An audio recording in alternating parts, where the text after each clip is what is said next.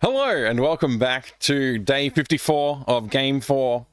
We're going to be working on it today. Yesterday we did do a review of 2024 and a little bit of planning for 2025, and I'm looking forward to seeing how 2025 works out. It's going to be a pretty amazing year, I think. I've got high hopes for it. I'm very expectant, and I have a lot of ideas of what we're going to be working on after we finish off this adventure game. So if you want to know more about that, maybe check out yesterday's VOD, and we'll see what else happens. I don't know. There's still a lot of unknowns for the year, but I fully expect it to be an even better year than last year. And again, I'll say it again, last year was, I think it's the best year I've had in a long time, honestly. In terms of game dev and in terms of just general fulfillment out of what I'm doing with my time, I think it was a really good year. So I'm looking forward to having an even better year this year. And I'm psyched. I'm just psyched to see what happens. It's good to see you all. It's great to see you there, Stockwater. Welcome back. Pi, your legend. Good to see you, man. And the Rio Shinaka, hello. Greetings. Welcome back as well. Mike, if he can't dev it, no one can. I don't know about that, but I appreciate it. Appreciate the cheers. And also, Christopher Janks, good to see you. I hope you're doing well. Now, Yesterday was pretty wild. Thanks again for all the support yesterday. I do appreciate it. There was a lot of support with the bits cheering on the other channel, Basehole and Pi, and I really appreciate that. And we also had some good support here, just people coming out and hanging out and chatting with me while I was going through those revisions. I'm feeling very positive about the year. It's time to get into it and start making progress on things. I haven't changed the day. Yeah, yesterday was not day 54. Yesterday I didn't do any day 54 stuff. It was all just planning. The day number is correct on today's. Yesterday's title will have to change. That's the only thing. I'll update it later. Hey Asp, good to see you. Asp70, welcome back. Hope you're doing well. Oh, welcome. Says first time chat, but I thought I'd seen you here before, Asp. I know I've seen you on the other channel before. Fix it on the VOD. Thanks, Pi. Actually, there was one thing I meant to message you about on the VOD, which I'll message you about later. Or maybe I'll just fix it myself. All right, let's jump into the document. I love this document. It's a very good document. It has a lot of things documented in it. I wish that I could collapse sections of this. I wish I could say collapse this somehow, but I can't. Anyway, we're all the way down here in goals to 2025, which we did yesterday. Continue to release new games, Day of the Redacted plus 2 other games, branch out game genre releases. I don't want to exclusively release point and click graphic adventures, make a financial success. And we looked at that. This was actually really fun and interesting, and I'm thinking I might do a little bit more of this kind of analysis that we did yesterday, where we sort of went and did a little bit of a spot analysis on okay, here's some games that are similar style to what I'm working on. How did they perform in the last year, and how could we expect to perform? And we used this Steam revenue calculator, which is based on this blog post. People refer to it as the box lighter method. All I know is that it's basically just hey, statistically, if you have this many reviews, then you've probably sold somewhere in the range of this amount of games. So thank you, Pi, your legend. Hey, Tolplin, good to see you. Welcome back. So yeah, this is a whole article. I'm gonna go ahead and read through this later on and try and set up some kind of a more informative version of this page, which sort of shows the working out a little bit better. But it is interesting to see, if you sell, if you have 500 reviews and you sell your game for $10, that's, I guess, 10,000 sales, right? That's why this thing works out. And then they go ahead and apply some things statistically, how much do you lose for regional sales, different regional pricing, how much with discounts, how much with refunds, how much does Steam take, and how much does go to sales tax. I haven't checked the numbers on this website. I'm sure it's probably fairly accurate based on the prediction that it's using for calculating.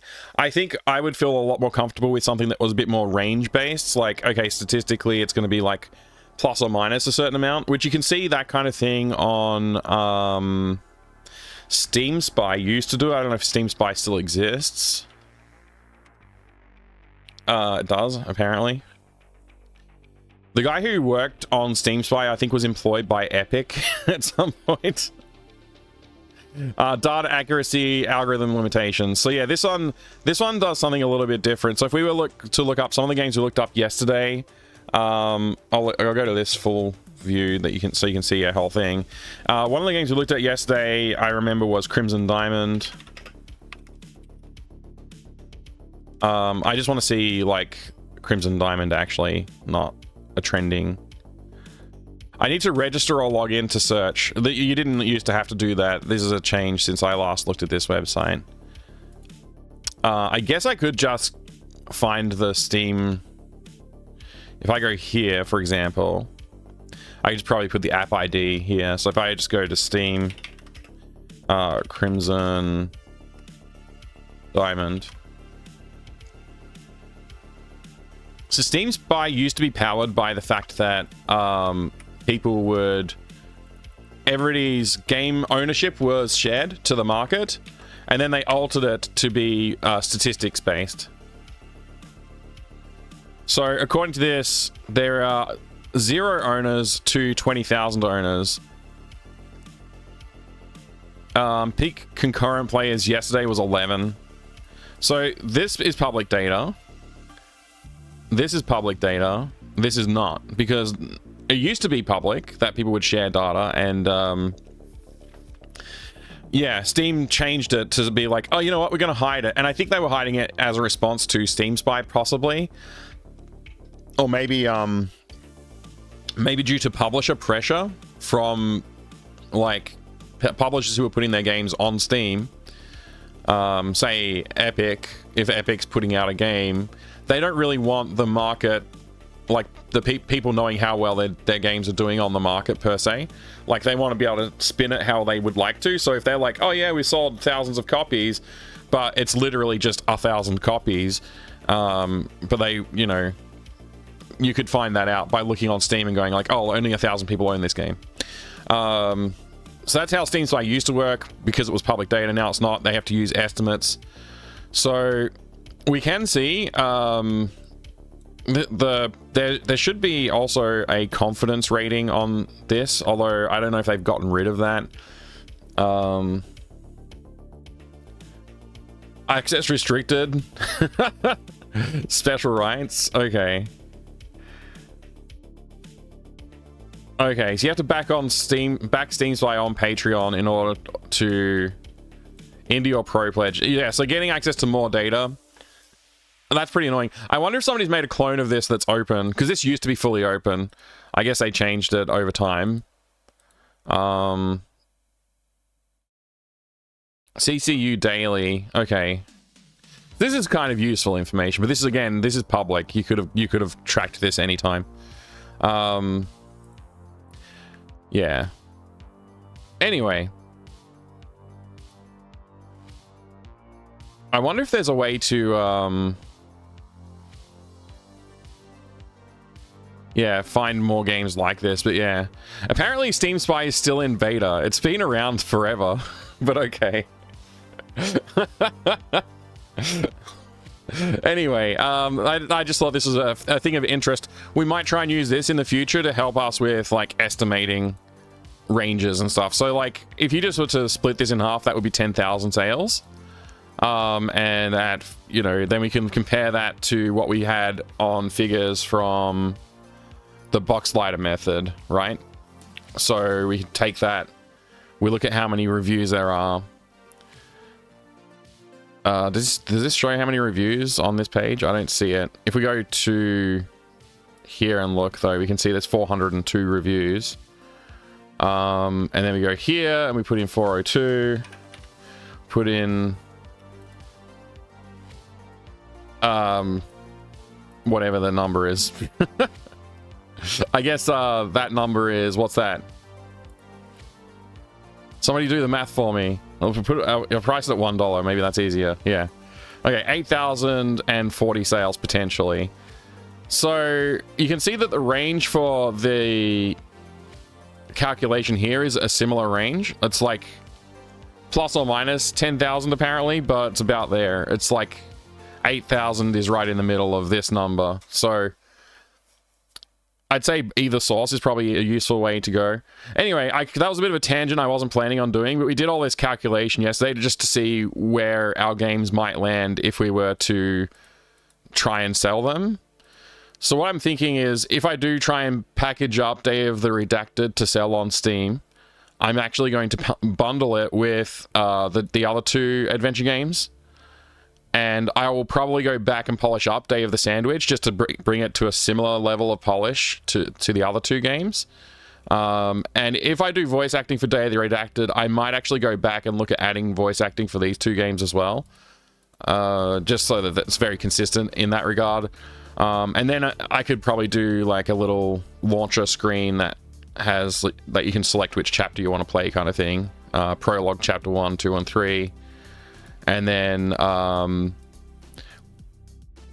don't know. We'll see. We'll see.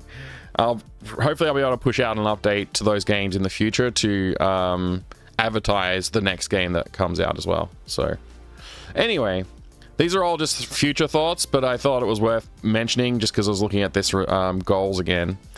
Looking at a financial success, though, something that pays like over $100 an hour Australian would be good.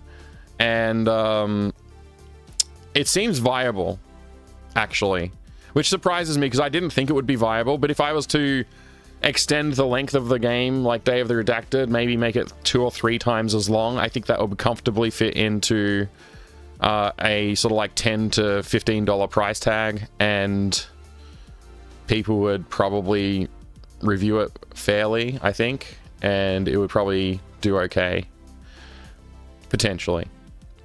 So if I can do that and spend probably no more than like 500 hours on the game, I think it would be worthwhile. Anyway, I feel like I'm talking to myself a little bit and I'm just like waffling on and not really going anywhere. But anyway, it's just like something to think about. I think this is actually just like releasing a game on Steam. Yeah. I think this will be a good next step anyway for the process that we're following. So regardless of the outcomes financially, it's a good next step. All right, yeah, I'm not going to talk about the future game ideas. We'll have to focus on Game 4 and get Game 4 done. I wanted this to be done sort of like by now, so the sooner we can get this out of the way, the better. I'll be sending this out to people to test, hopefully soon. Hopefully. There's a lot of work to go into it yet. Like, I haven't done a single sound effect for the game. I haven't done any... We've got no music. And we haven't actually finished the last, like, third of the game. So, although I'm not sure I'd call it a full third. So let's just take a look at what we said we wanted to take on today. Mocking up stuff for the shmup is something that I said I wanted to do. So, I think the first thing we have to do for that is actually... the visuals of the overlay that the game system sits in, if that makes sense. Probably doesn't. So first things first, actually, I may have already drawn it. It's a good question. I'm asking myself, did I already draw that? I might have. Console playing layout mock-up. Okay, there's that. Alright, it's very loosely drawn, but maybe this is good.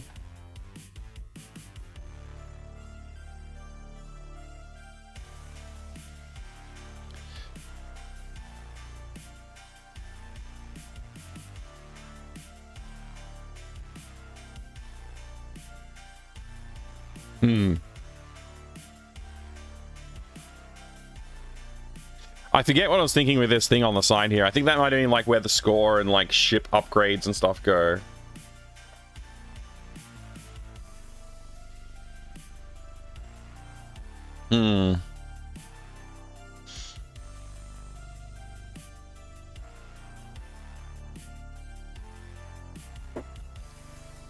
I gotta think a little bit here.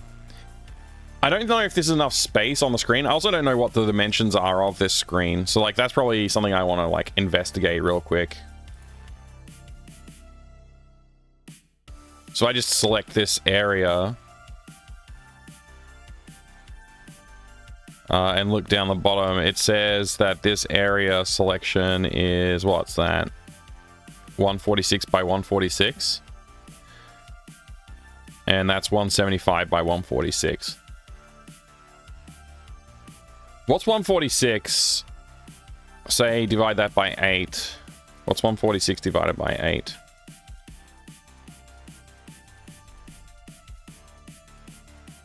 $18.25. So if we did 8 times 20, that'd be 160.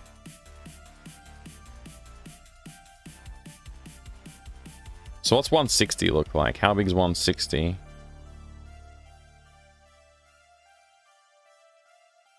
Right about there. I reckon we could definitely afford to go larger. The larger the better, frankly. Like, this game really should feel like immersive, so the bigger the better, I think. Let's try like 260. How does that divide?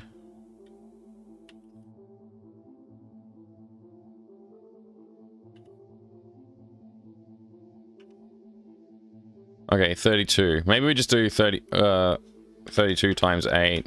Oops, no. What have I done? Just clear. Okay. 32 times... Oops, times 8. 256. I should have known that. That's obvious. Anyway. Yeah, so 256. And if we want that to be 43...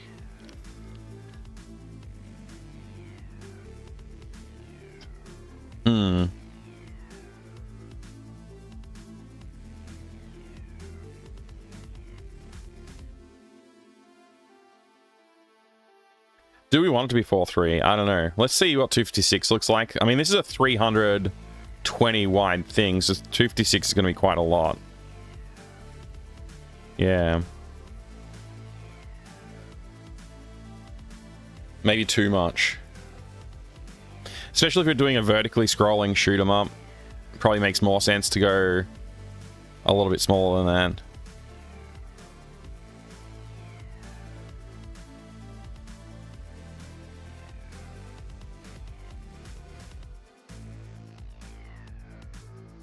$224 maybe? Let's try 224.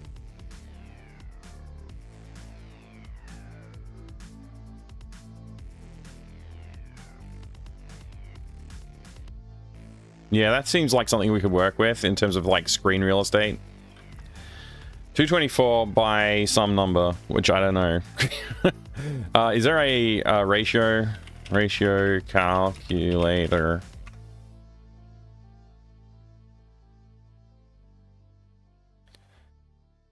Weird. Okay,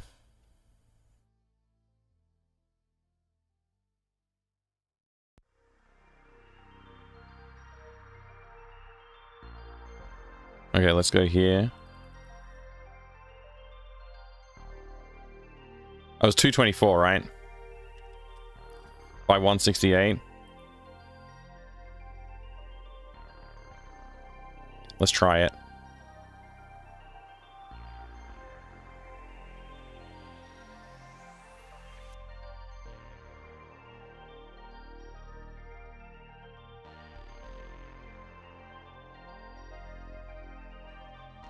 So it's about that big. Add a new layer. Call this screen. And we'll just fill that.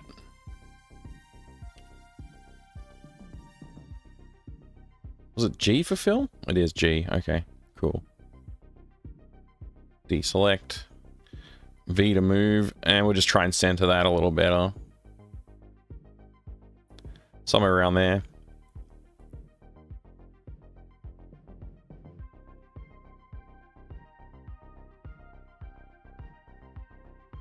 So if we draw around this, if we draw our mock-up around this, that will probably be the best way to go, I think. I kind of hate how cramped this somehow feels, even though it's like very low res. I don't know why it feels cramped. If I press F11, it gives me a little bit more screen real estate to play with, but it still feels cramped.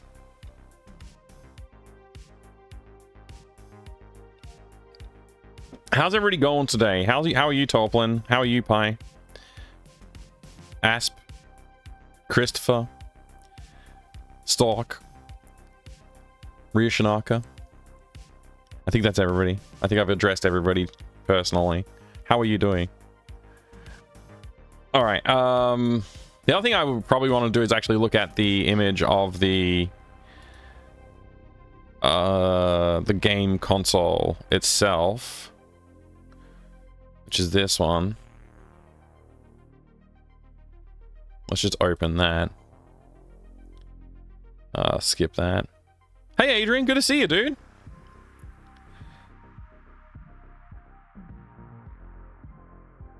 Truck beeping noises, that's right. All right, we have a color. Can I change, whoops, can I change this to color mode RGB? There we go.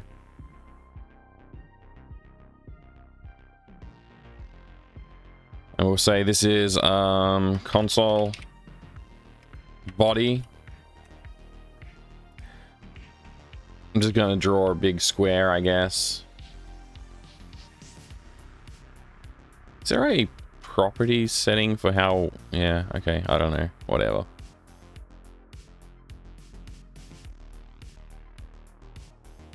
Somewhere about there looks about right.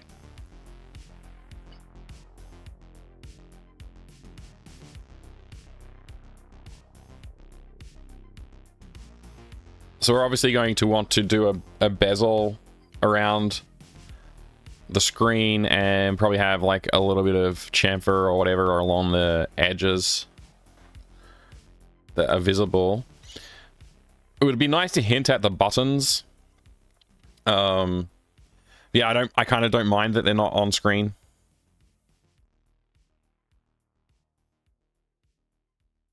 So yeah, let's I have no idea why I chose to go with these colors on this pixel art. It's kind of gross looking. Let's adjust the color using this tool.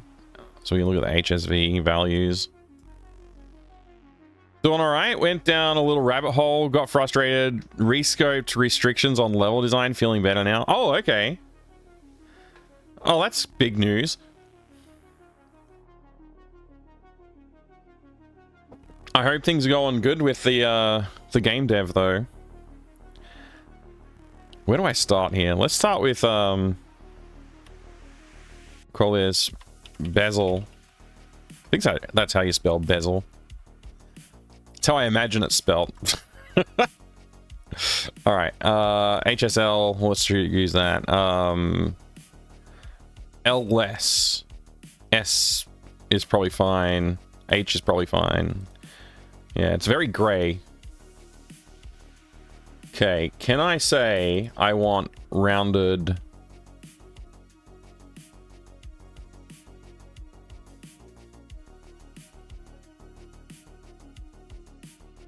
Filled rectangle tool. It looks like it has rounded edges, and I want rounded edges, but I don't know how to tell it that I want rounded edges.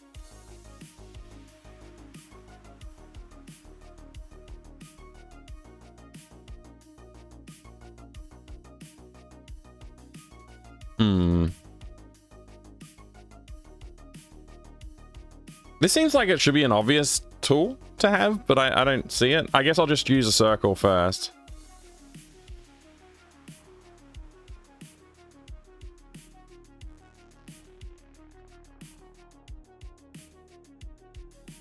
And we'll go for about there. Maybe about there.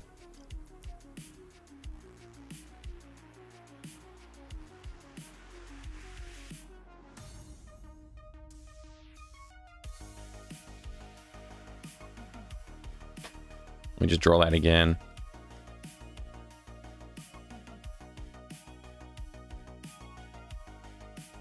Can I move this up? Interesting.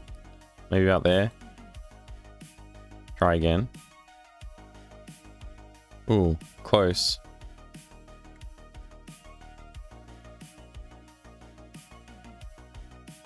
Off by 1.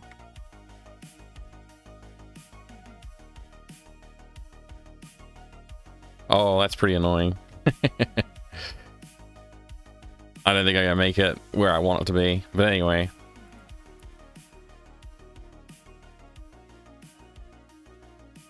It's near enough.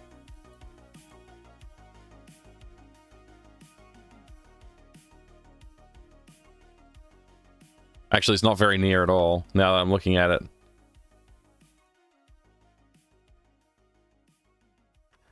Still, I can fix it. So it's no big deal.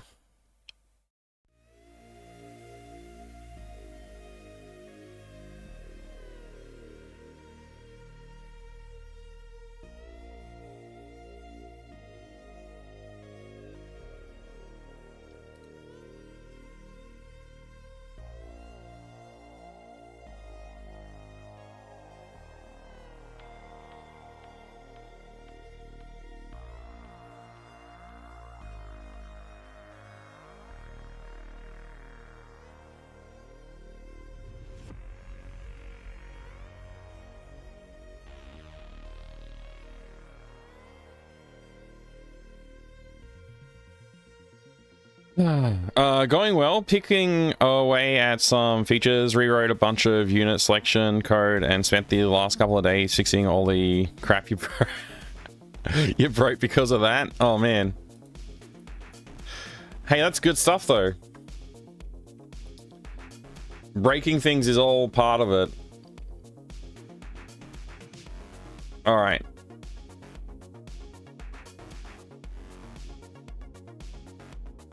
There you go, that's the start of the bezel.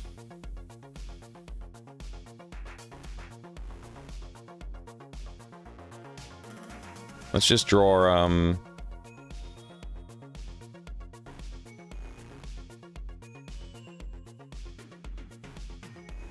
let's draw something in here.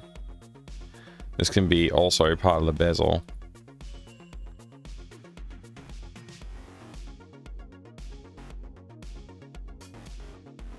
Just gonna focus in on this section here and just do this bit. Make this hopefully feel about right.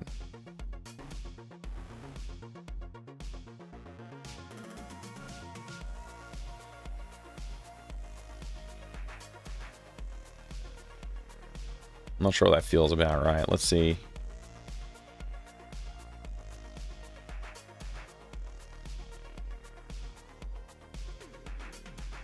It's like a little too close.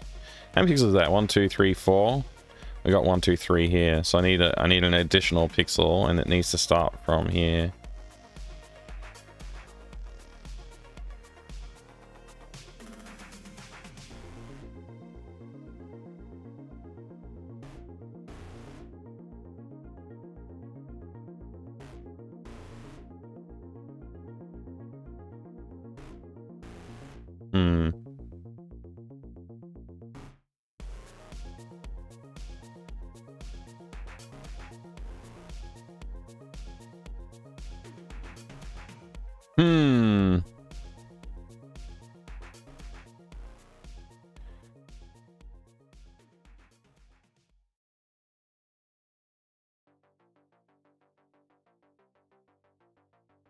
Something's not right. What have I done wrong?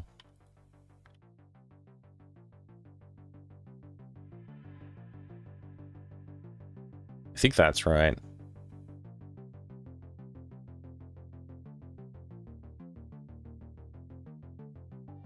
Slightly better.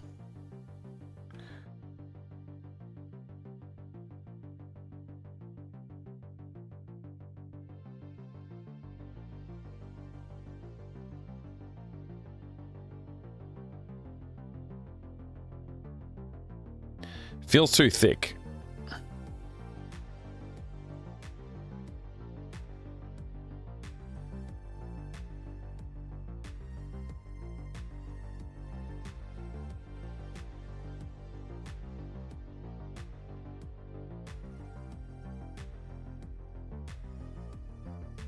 That's about right. I think that's about right. Let's try that.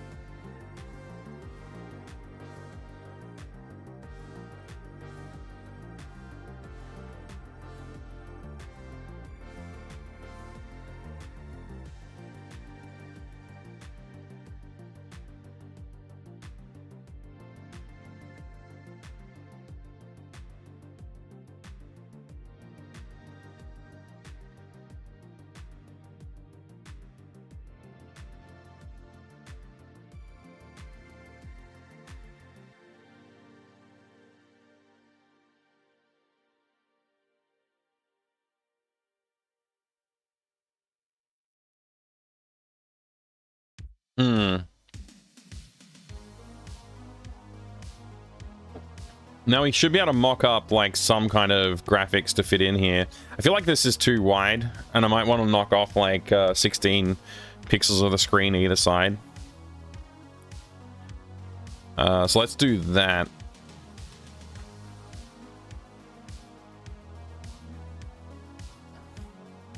Maybe 8 pixels per side, not 16. That's too much. Seems like too much. I'll just move the bezel, and then we'll see.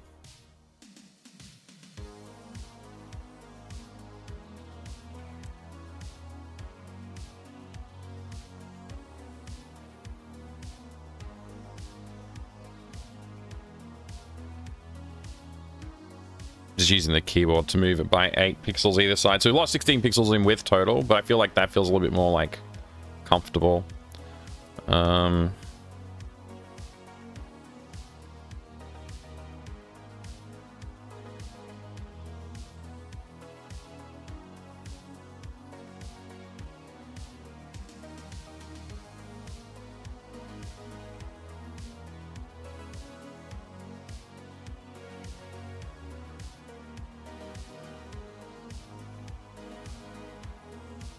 So that should be divisible by 8 still.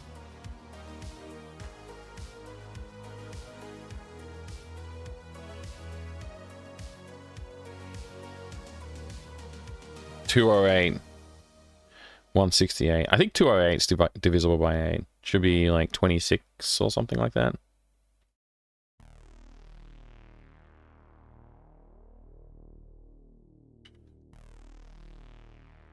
Yeah, 26. Okay.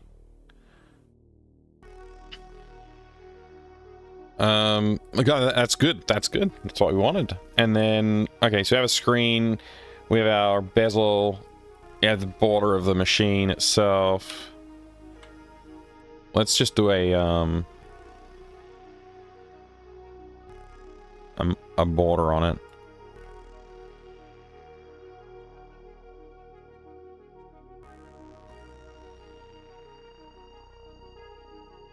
Change the background color to something else, like say black. Which, come to think of it, we should probably just go and delete all the mock-up stuff. Or at least not show it.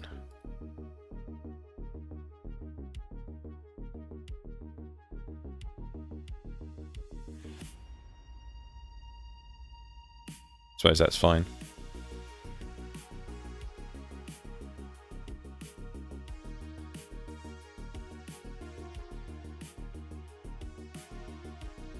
So we could do like a little bit of a nod to Nintendo without actually writing anything about Nintendo, with like a little red oval here, but that's too close to the bezel. I don't think I can pull that off. I guess we could just do a red line here. That just looks weird though. All right. Let's put in the buttons though.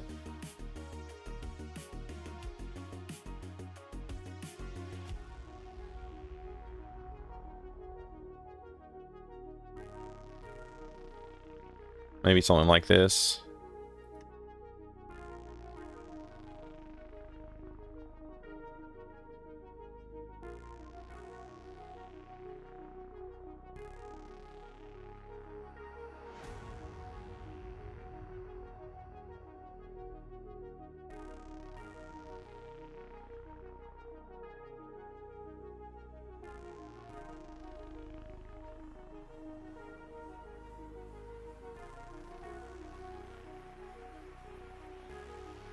Legally distinct game child system. Exactly.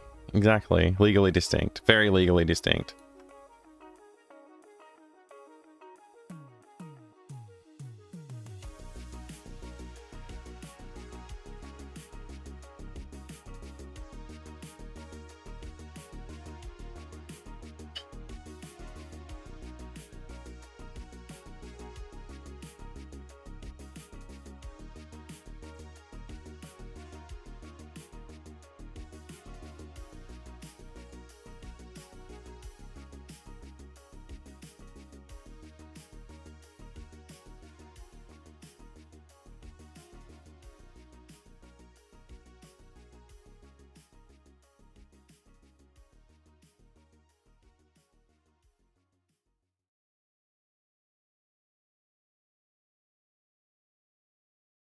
I don't really want this to take, like, to be too distracting in the rendering of this, so I may try and reduce the impact of it a little bit, but I don't want it to look bad at the same time, so we'll keep working on that.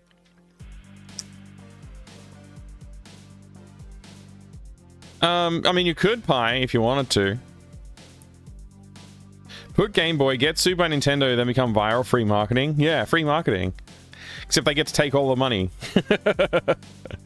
I'll message you now, Pi. I'll send you a DM.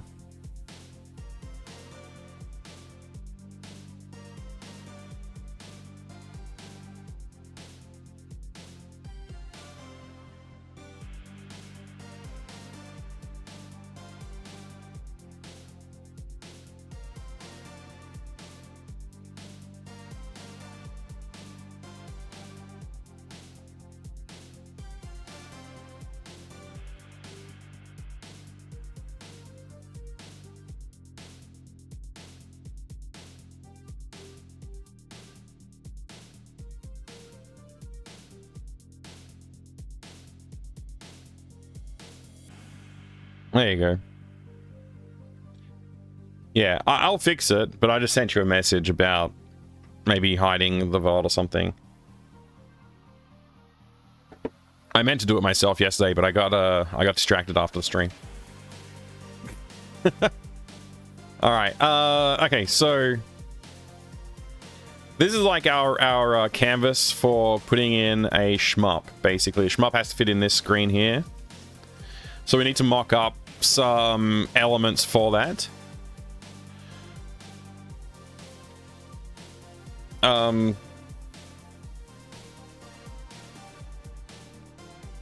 have questions for myself about what to do about this, but let's see now. So I had this idea for a puzzle design for this as well, which was essentially, let me just get rid of all this junk.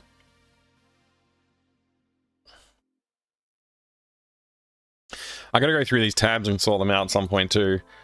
It's just like, there's so much cool inspiration when I look at these art pieces though. I need to like download them all and just put them in a folder. I think that's what I gotta do. Oh man, the Dino Grabber art inspiration. I ended up buying one. I think this is the similar one to the one I got. It's a little, the colors are a little different, but it's quite similar. There's my one. Munch, munch, munch, munch, munch.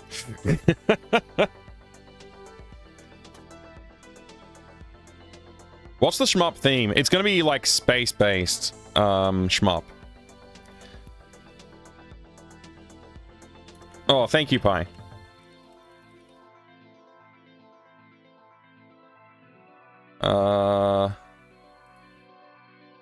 I just want to close some tabs. I just have so many tabs open. What's this one? Oh, that one's not for your eyes. Pretend you never saw it. I'll have to edit it out of the VOD.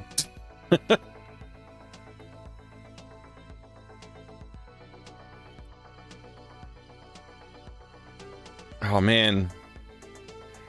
Such a cool car. Oh, well. Close. I never read this.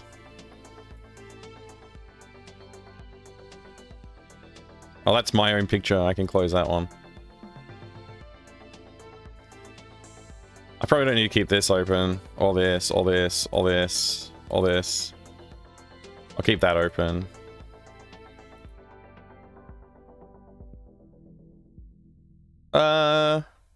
Yeah, I don't need that open anymore. Okay. There you go. Close some tabs. That feels a bit better. Yeah, here's the theme, Adrian.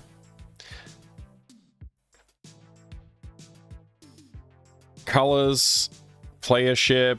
I don't know what. Wait, what's this say? Okay. Space. Okay, here's the background. Space and planets. Alien planet. Cave. Guts alien section. And then I gotta do boss designs.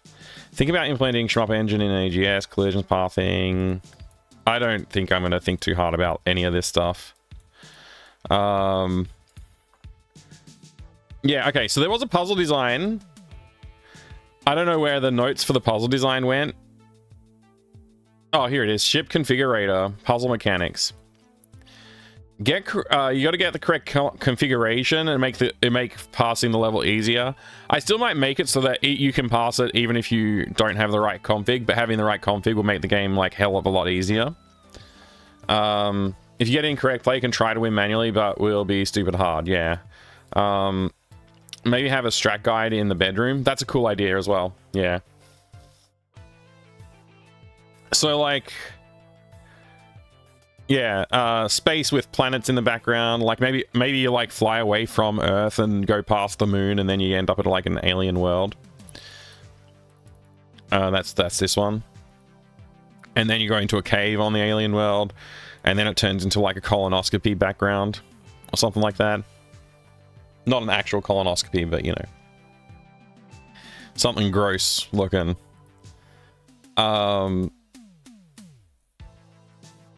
So basically, like, I guess I just draw like a really big like PNG and just have it scroll, or a series of really big PNGs that I have scroll. I just unload them like as they scroll off the screen. Maybe I don't know how I don't know how technically implement it, but like essentially, yeah, we're gonna have like just a big scroll in background. Now, parallax is a cool idea. Maybe we do parallax as well, but I don't want to overburden myself with work, so. We'll see. Yeah.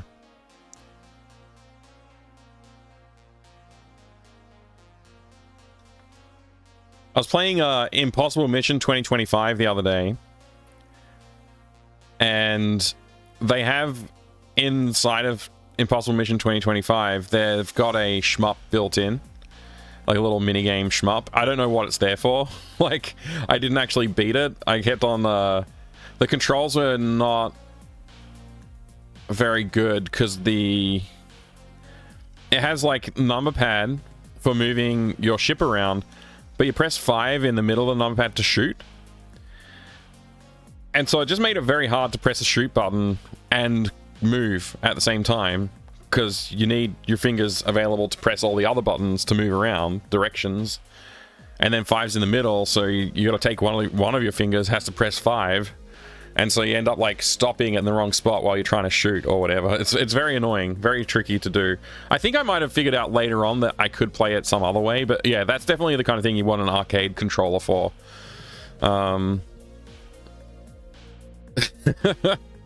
The up for jumps of shmups? Yeah, something like that. It was pretty shocking controls. I just couldn't... I didn't actually beat it, so I don't know what happens when you beat it. I did have a couple of okay runs, despite the controls, but yeah. Anyway, so like I was saying about the ship configurator, probably, like, I want to draw a few different versions of the player ship, like, you know, just like a bulkier, like, more armored version, a sleeker, faster-looking version. L3 or R3 for shoot? Hang on, I don't even know what L3 and R3 are. Are they the, when you push in the thumbstick, right? That's the 3. You push it in. Yeah, yeah. No, that would be horrible. That would be horrible. And it's not auto fire. You have to press it individually every time. I gotta tell Duke Donuts about that. He'll appreciate that.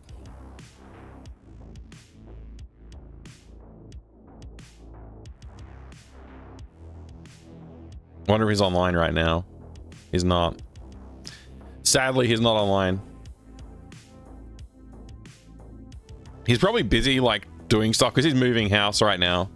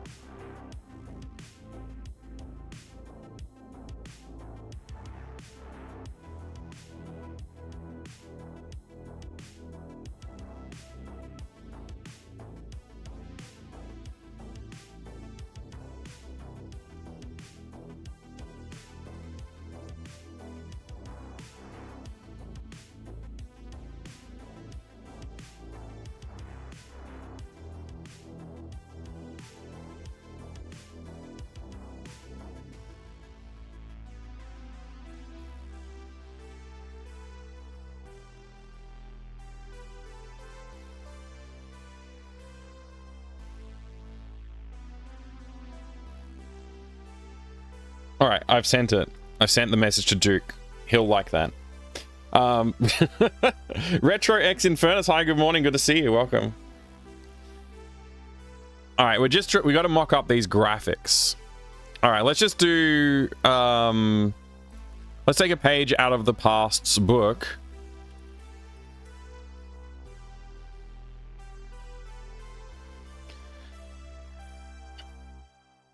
And we'll just go look at, like, is there a royalty-free?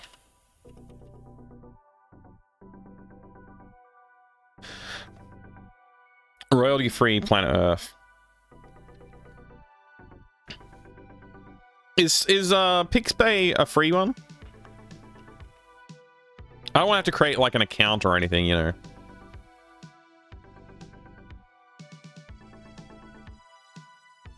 Visit this page and check the license. Where did the one I was just looking at go? This is it here? That's not it.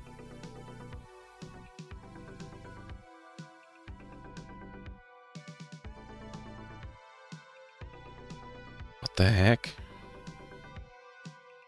Where'd the image I was just looking at go? Is this it? That's not it, is it?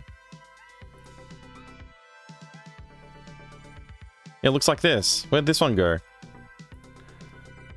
Is this it? It's not even the same. Oh. It's really similar, though. I think that is the same. Oh, it's freaking iStock photo. Ugh, get out of here. Okay, wait. Free for use under Pixbay content license. What's the Pixbay content license? Not allowed. You cannot sell if content contains recognizable trademarks. You cannot use content in any immoral or illegal way. Can't use it in misleading or deceptive way. You can't use the content as part of a trademark. Okay. I can use it for free. I can use it without having to attribute the author, and I can modify or adapt it into new works. Okay, good. That works for me.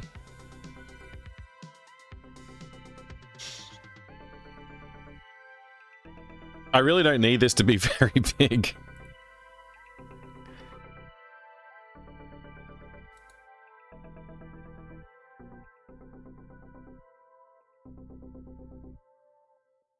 Okay, cool. We have it.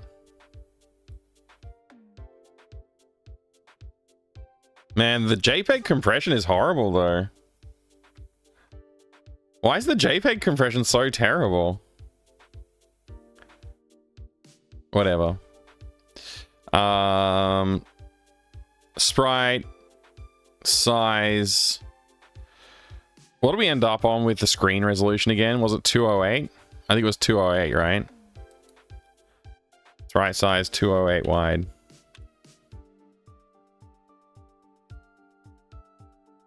Method not nearest neighbor. We want like bilinear, I think. Okay. Man, I should have resized it in GIMP. Let me do that. Control Z.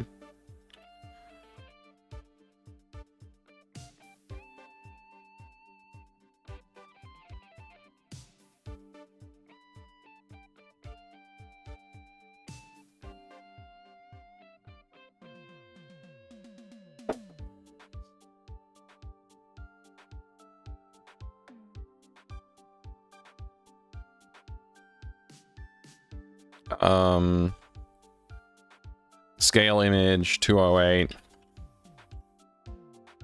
Cubic scale. That looks better.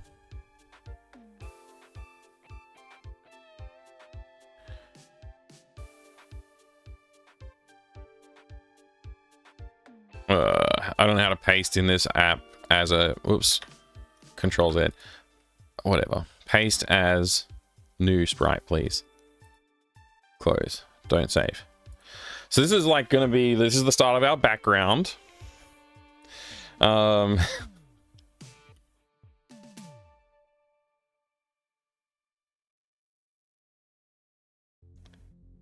kind of want this earth to be a bit more centered.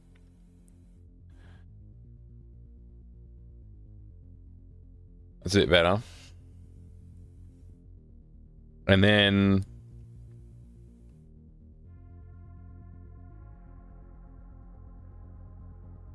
Alright, that's fine. I think that's fine.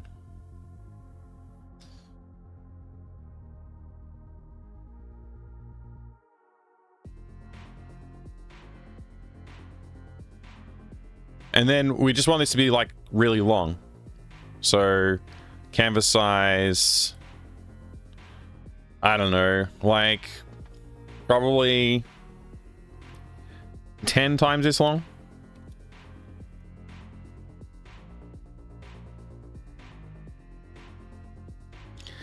That feels like super long, but is that long enough for a level to scroll?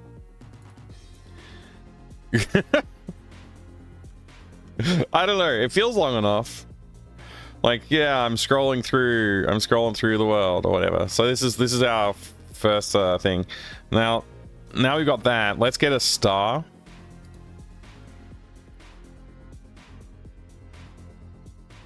Let's do nebula.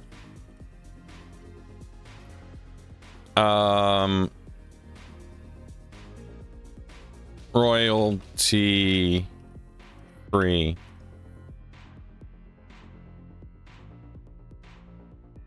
All right. We want it to look cool, but like more modular. Like I don't want it to fill the entire screen like this. All this. Half of this feels like it's AI generated. I hate it.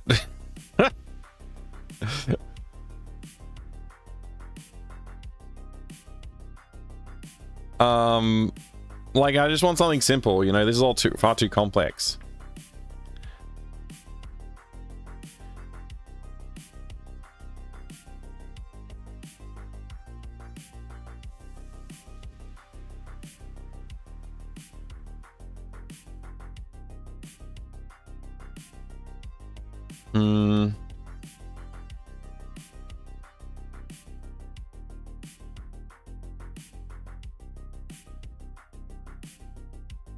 This one looks kind of cool, but it's like not quite what I'm looking for.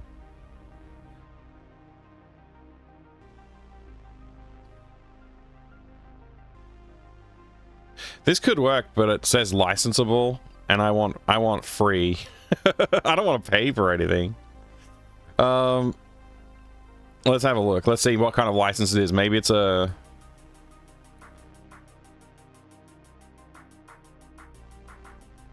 free with trial? Stop trying to make me log in.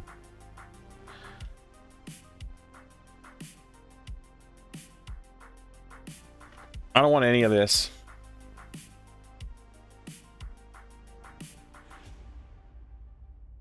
Space photo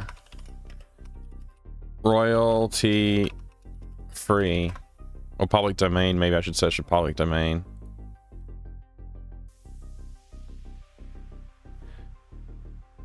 No one ever offers free trial with trial by combat. It's true. It's true. Like, I hate everything. None of these are actual space photos, are they? Like, does NASA give away like free photos? Can I use public? Does NASA make public domain photos?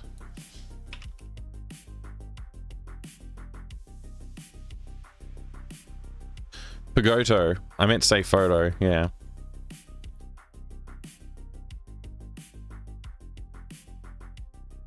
That looks pretty cool.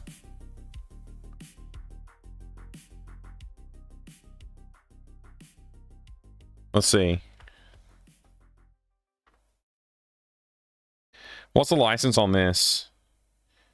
This file is in the public domain in the United States. Okay. Because it was solely created by NASA. Use of NASA logos, insignia, emblems, restricted. NASA website hosts a large number of images from other places. They're not necessarily public domain. Materials based on Hubble Space Telescope data may be copyright if they are not explicitly through something. Okay. Is this a Hubble image?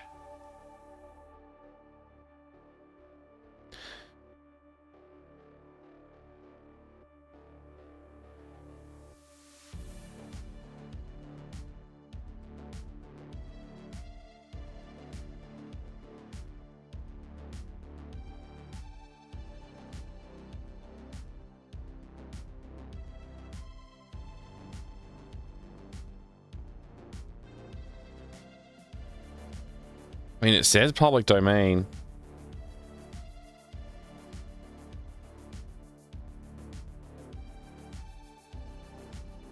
And I'm going to transform it, but I just like...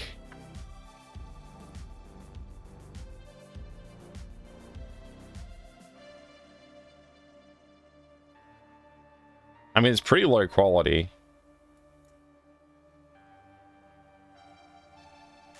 How do I get back?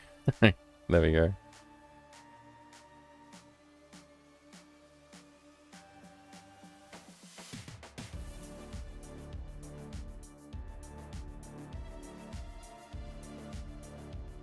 Download.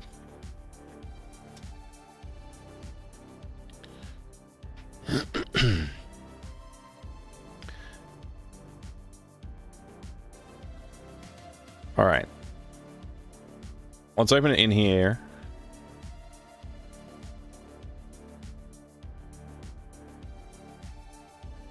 Rotate that way.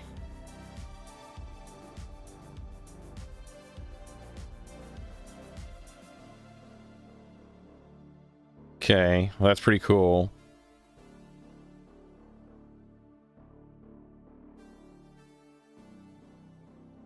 That'll do. All right, and then thing I want to do is just like fill in this blank spot. Actually.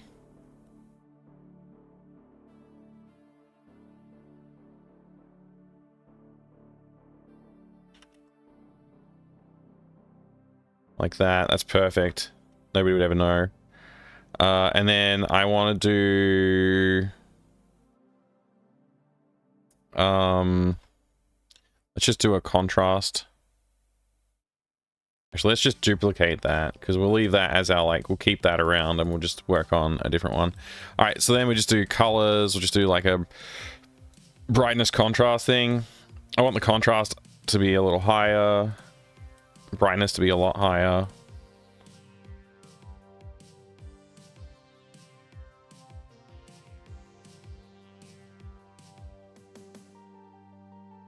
Okay, and then we'll just do some kind of let's duplicate it again. We'll keep that. We'll just go grayscale.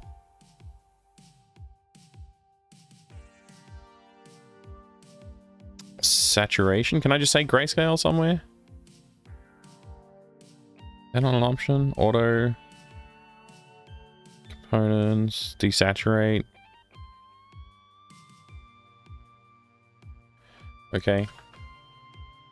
And then I want to just do a new layer. And then I want to use the gradient. And I want to use something cool.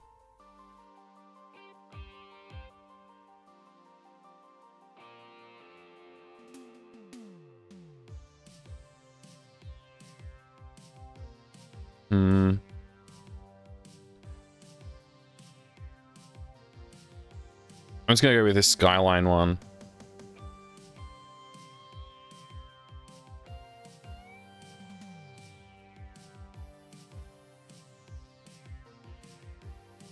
Okay.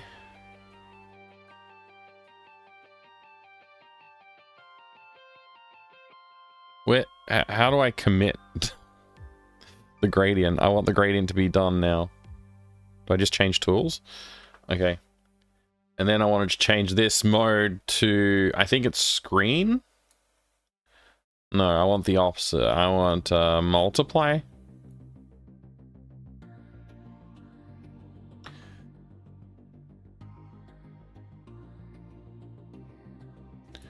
Maybe multiply is not what I want. Dodge. Maybe that's what I want.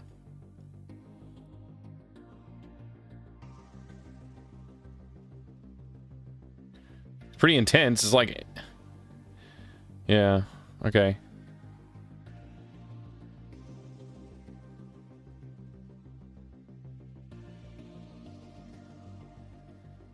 Overlay? Overlay's better.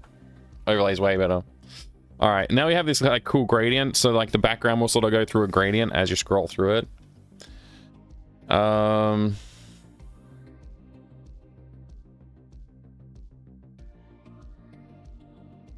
Yeah.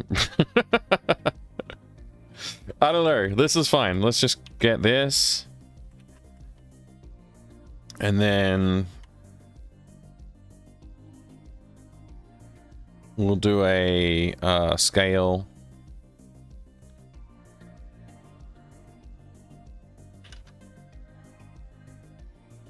Hey, Rev Brown, good to see you.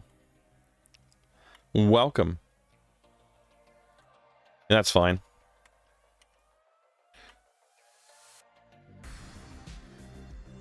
And edit, paste, new layer.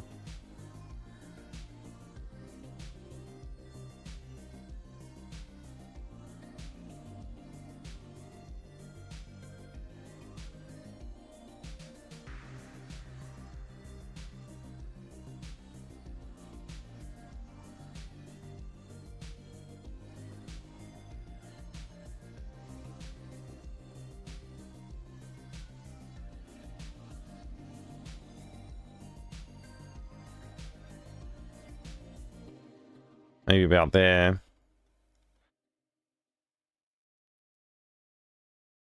And then what? What am I going to do? How am I going to fix... How am I going to make it longer? It needs to be like twice as long. Let's make this twice as long. Oh, actually, we wanted the moon in there somewhere, didn't we? Let's put the moon in.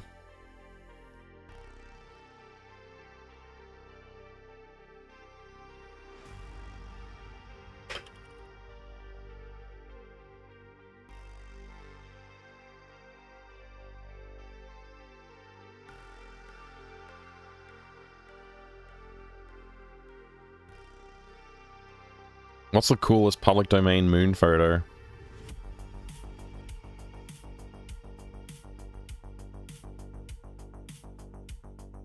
This one's pretty cool.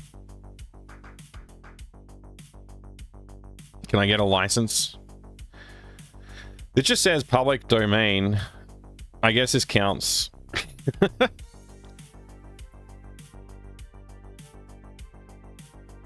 This one right here. This is the one I want. Hey, Bloody Cactus. Good to see you. How many of them were generated by Bing? Yeah, that's another question. Oops. All right. Let's do the ellipse selection tool. Let's just do this. Make it easy on myself a little bit.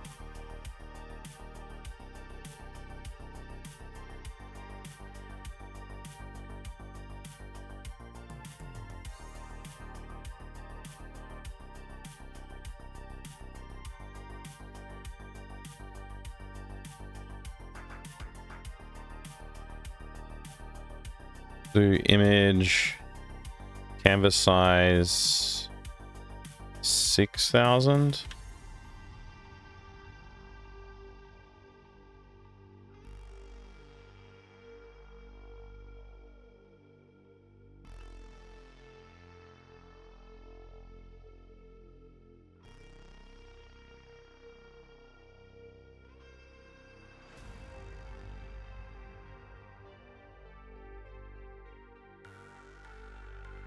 So we scale that up a little bit too.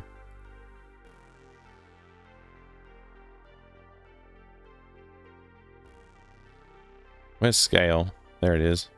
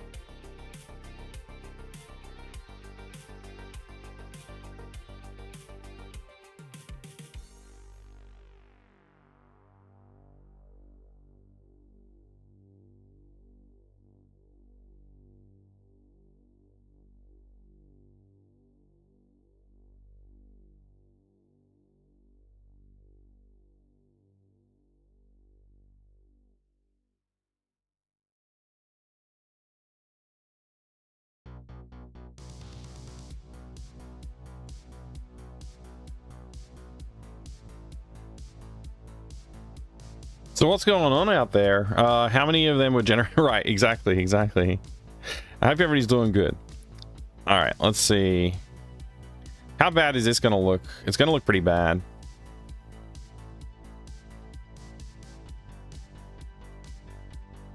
Don't know how that selection came about, but anyway. All right.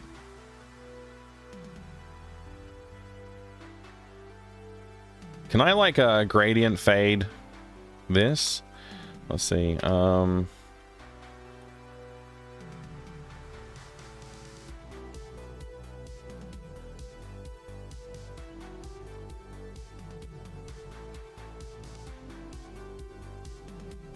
Where's the gradient tool?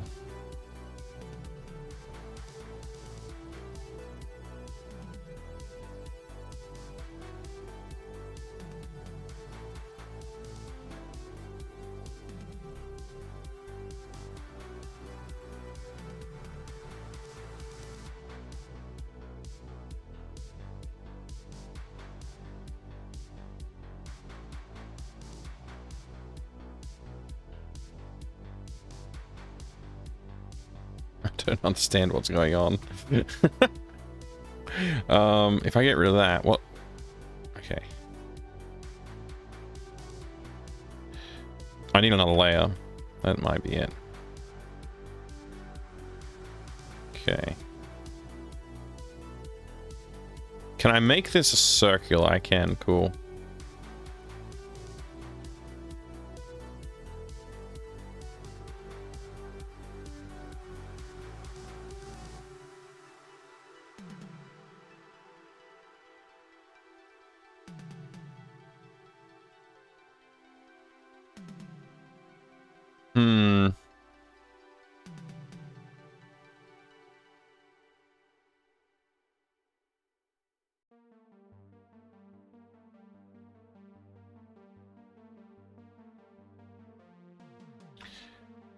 What I'm trying to do here, whoops.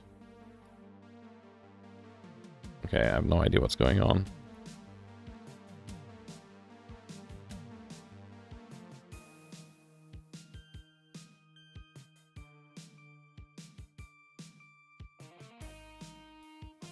I just don't want it to go immediately into the stars, that's the thing.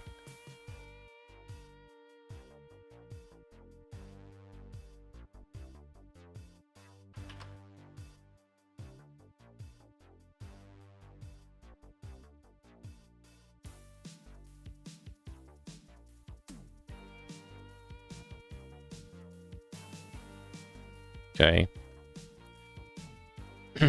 Bring back our original Earth layer. Not too bad. That's alright. So you like fade into the stars and then you go all the way up here and then something happens at the end here. Alright, cool.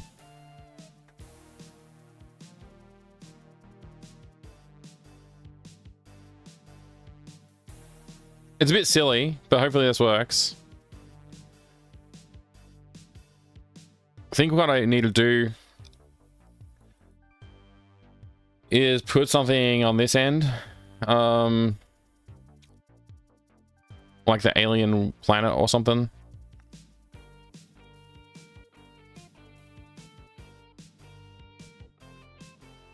Alien world public domain.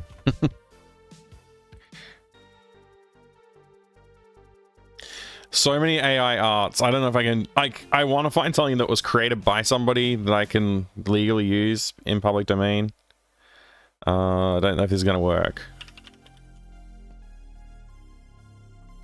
I might actually have to draw something.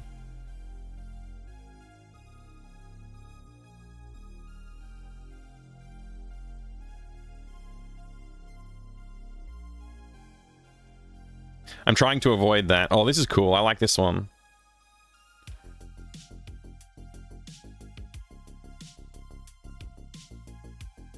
I don't like Dreams Time.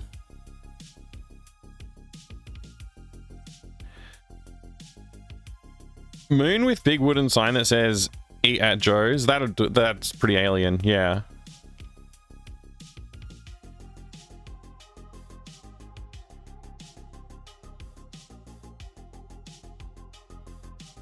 I really like the look of this. I don't know if I can find something that looks a bit like that.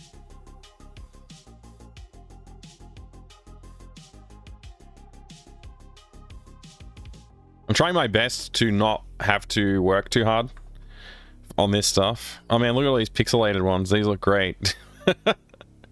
Maybe I should do pixel art. I don't know. I'm trying quite hard not to.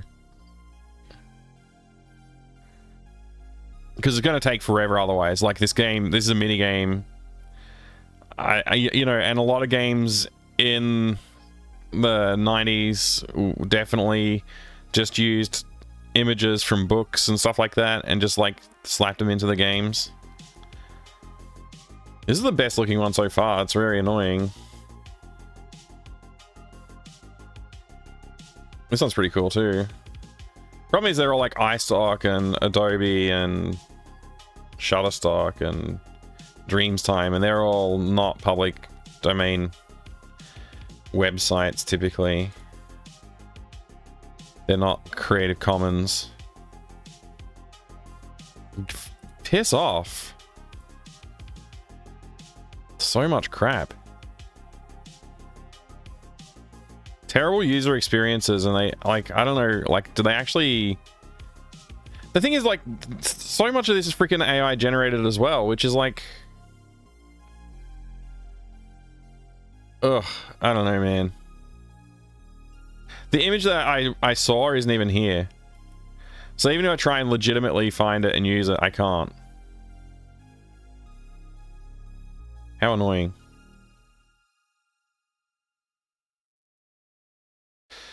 Hmm.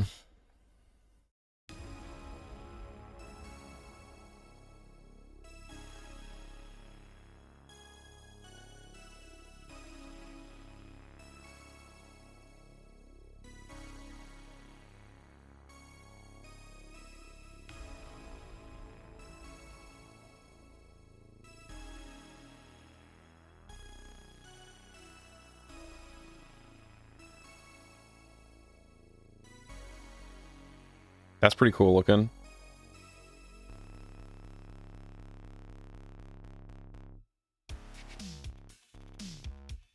No copyright? Creative Commons? Universal? Sounds good. Where did it go? Oh, it's this one here. It says public domain.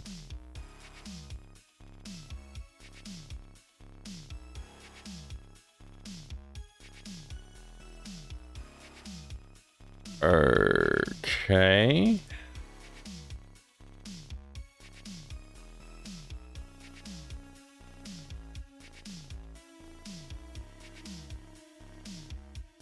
Hmm.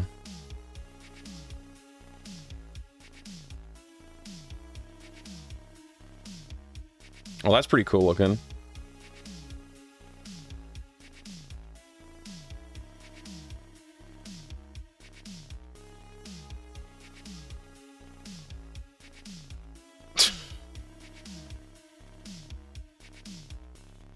AI generated. Okay, yeah. I figured.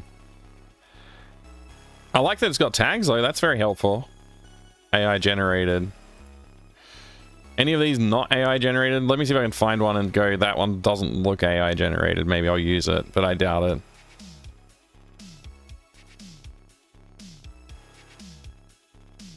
Nah.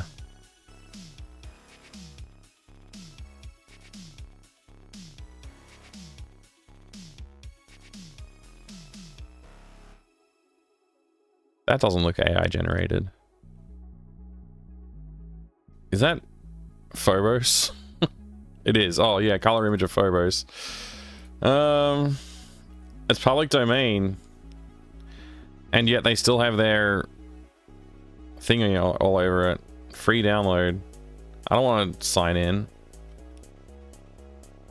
Let's just go Phobos royalty free.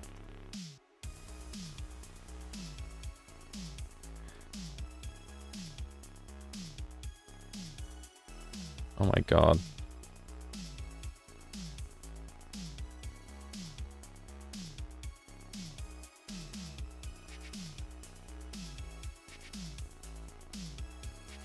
All right, we got the file.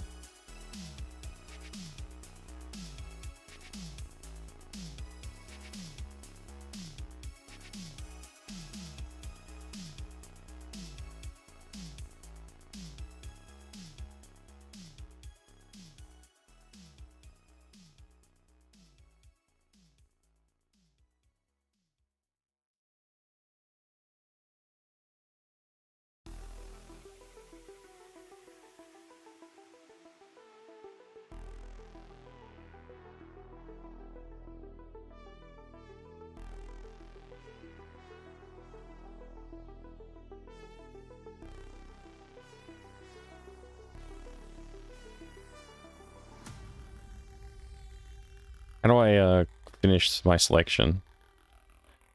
Just select now. just do it.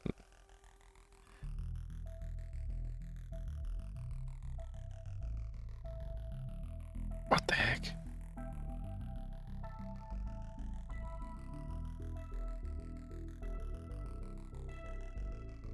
Where's the starting point? There we go.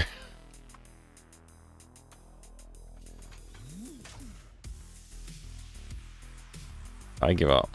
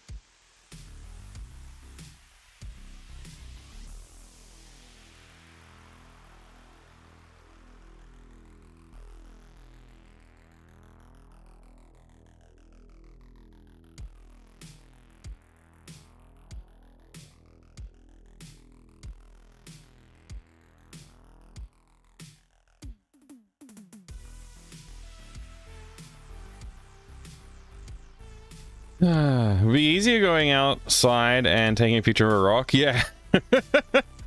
AI game and call it generate evil. Yeah. I should make an AI game. I don't know about what to call it, but yeah. Is there an effect I can put on? Yeah, I can probably do something here. Let's see.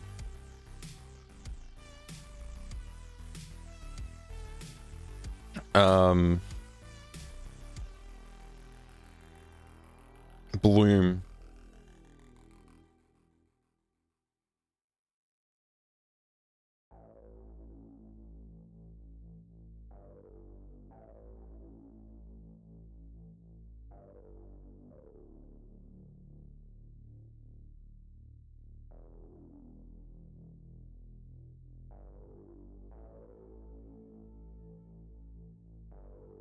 And I want to saturate it more.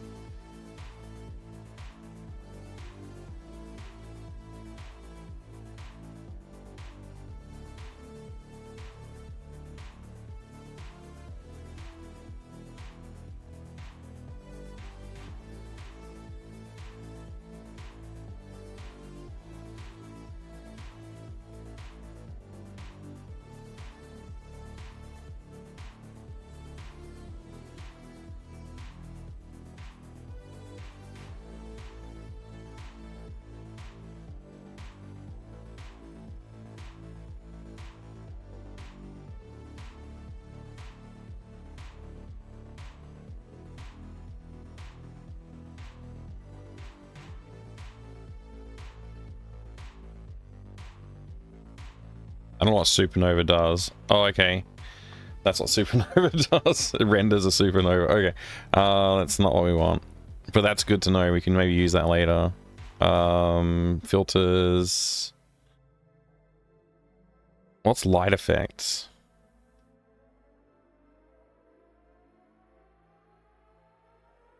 No.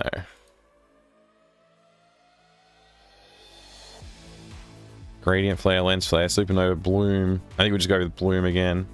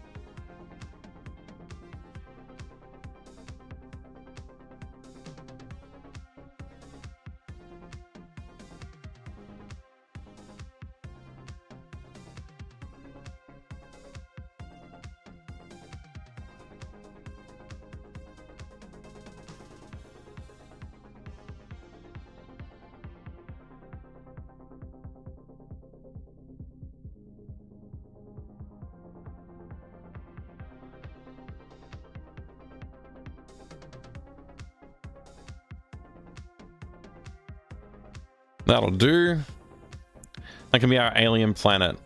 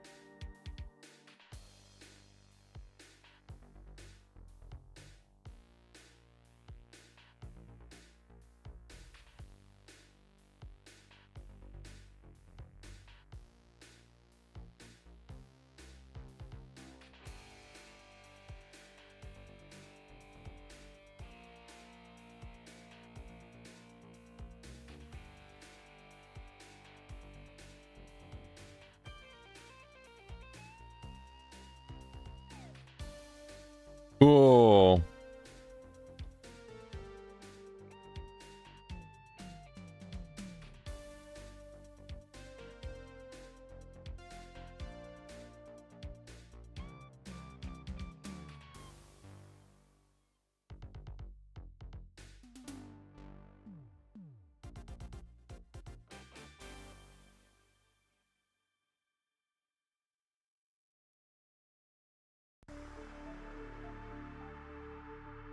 How many? Like 168 colors? Just to pick in a number.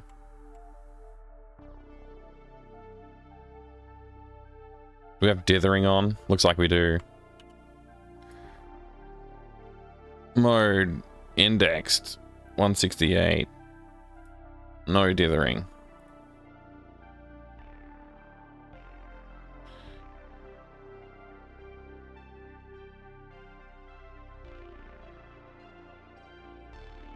Could have done a little bit more justice to it all, but hey, this is fine.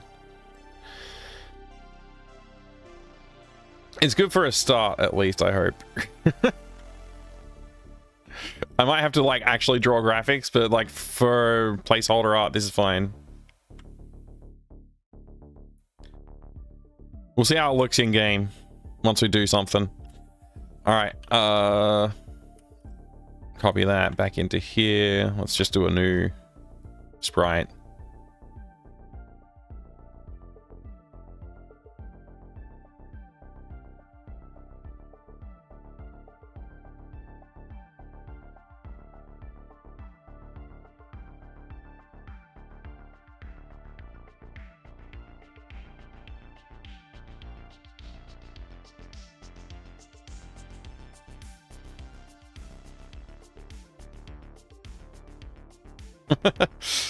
So the difference is subtle.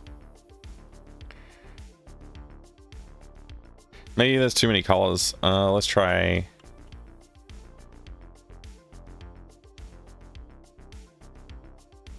less colors.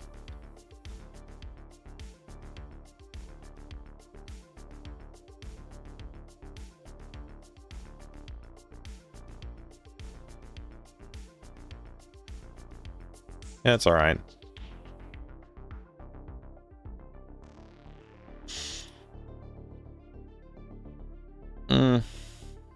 Whatever.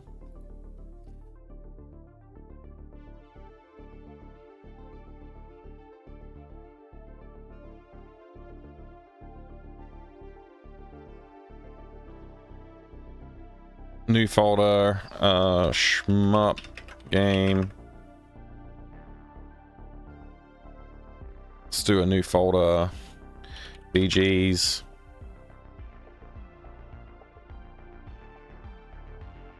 Stage 1.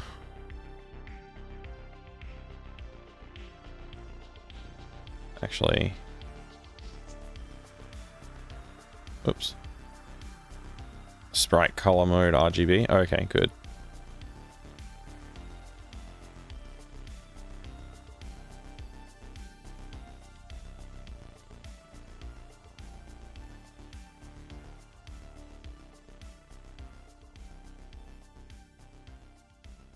Okay.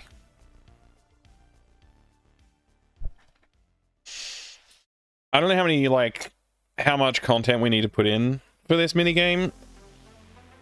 So, like, maybe 3 stages is too many. But we'll see, I guess.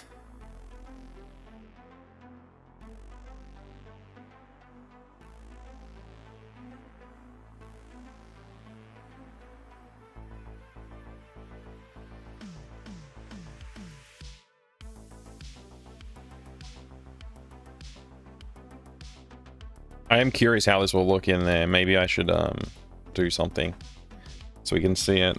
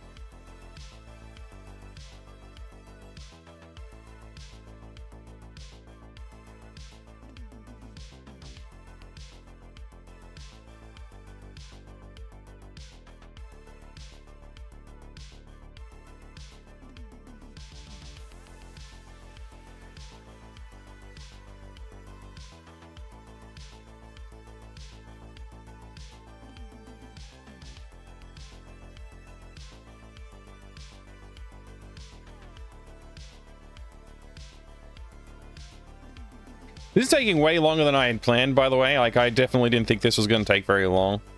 I wasn't planning on doing backgrounds like that. I just decided at the spur of the moment, and it's costing me more time. I was just going to do, like, a star field and then, like, have a planet sprite in there. And now I've gone and overcomplicated it. But that's what I do, so it's fine.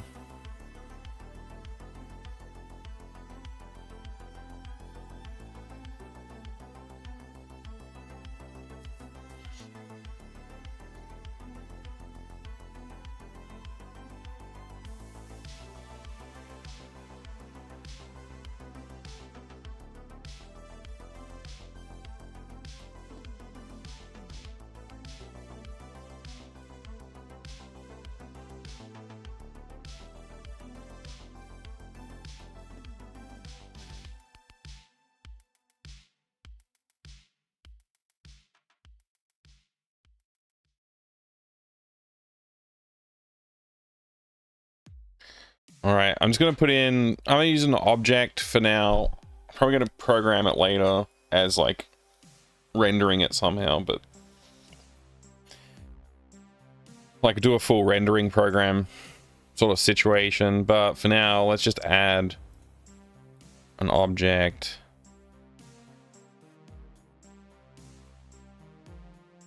This will be O screen, O console area or something. I don't know. Whatever. Sounds like demo programming. I didn't mean to do this, but now I'm doing this. Image. Let's import an image. Scenes. Create subfolder. Console.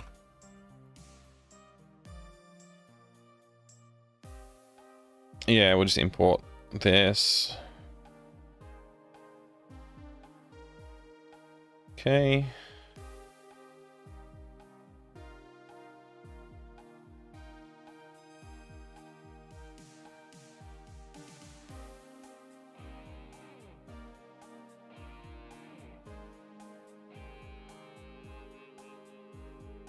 Yeah, thought so. All right. Cool. Yeah. 0. Oops. 200. Visible true. Okay.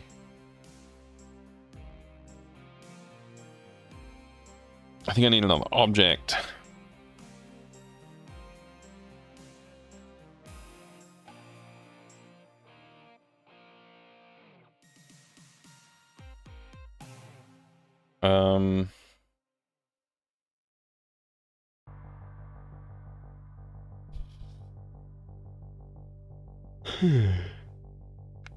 Just start with 0. We'll start with 200. 0.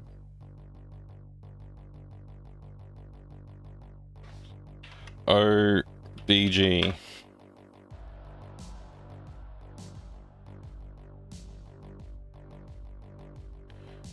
So a new folder. BGs.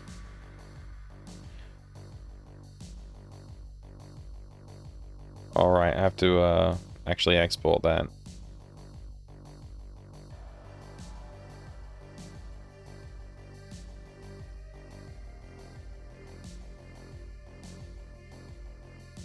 I'm gonna be surprised if this doesn't complain for some reason. We'll see.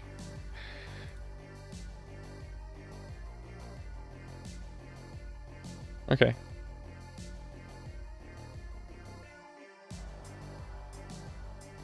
Is there a way to like reorder these?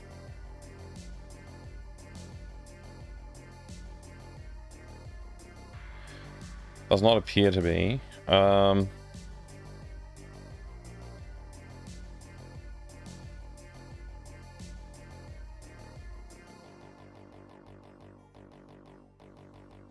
Just doing that.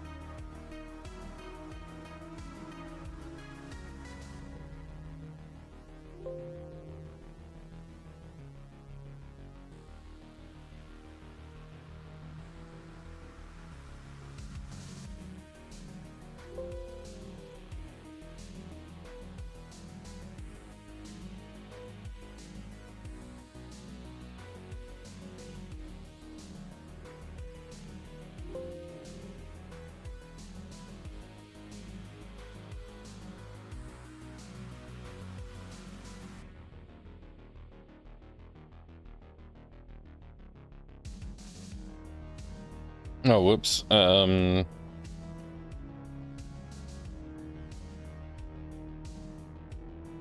Was not reading that error message.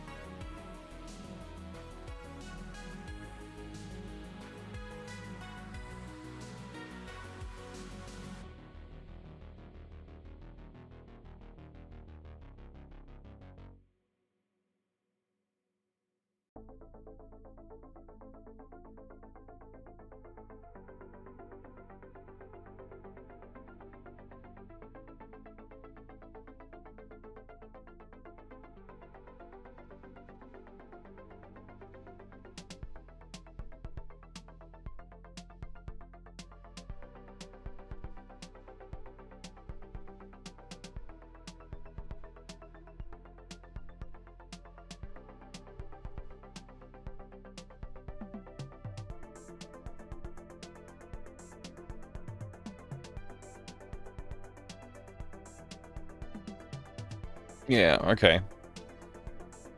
So I think it's 30 ticks per second. 30 frames per second. I think that's about what it is.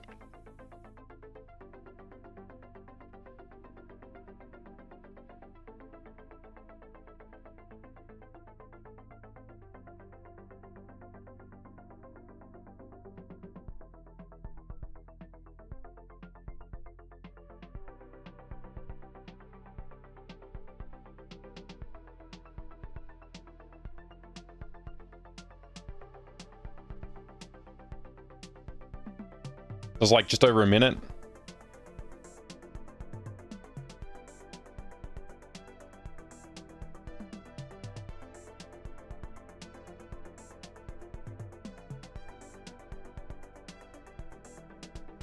Oh, minus the 200. Or what is it, 168?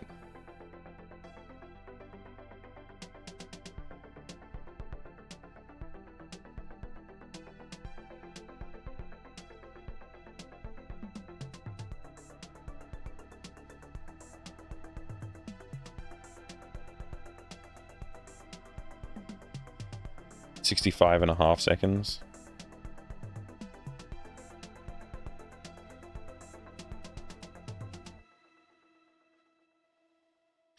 Let's see if that's correct.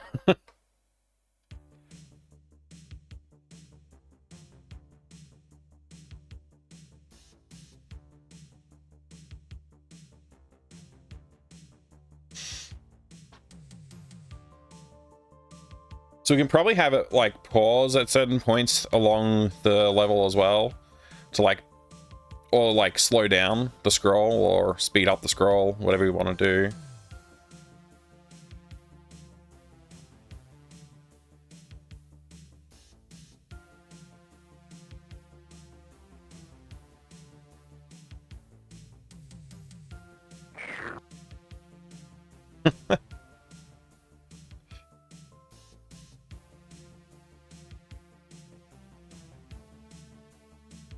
It should stop just after this comes into view. Yeah. It's pretty much spot on. Hey, Master Gregor, good morning. Good morning.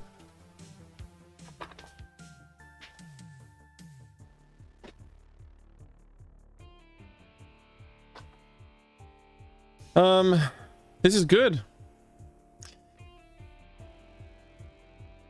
So I don't know if that's too fast on the scroll, honestly. Like maybe we want to do it like every other frame we scroll it or something like that. Make it last longer.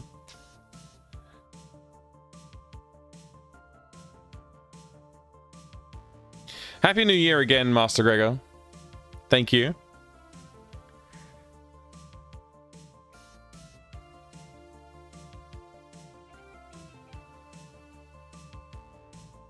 All right.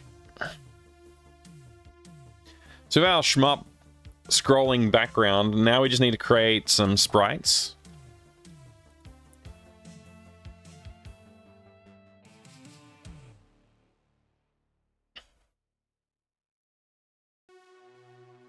I was like, how do I create a new sprite?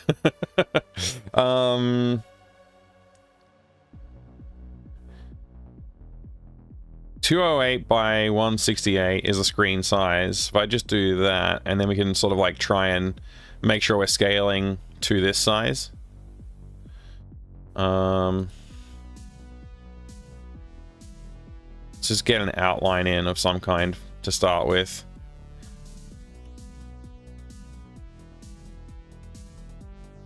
Kind of player ship we're gonna have. It's going good, thank you. I look a little tired. Sorry, I didn't mean to look tired. Do I look tired? Maybe it's just because I'm focusing on the work. I don't know.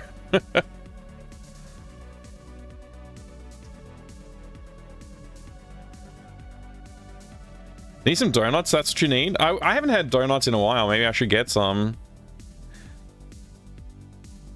Ship is moving, so background scrolls, then you hit the next wave of enemies and pause scroll. Yeah, something like that, BJI. I think that's what I'll probably try and do. I don't know, we'll see. I might even just have it slow down the scroll of the background, but still have it scroll somehow. Sea salt caramel Tim Tams? Nice. Let's see, what can we do for a cool looking player ship? Like, we could just do like a delta wing type thing.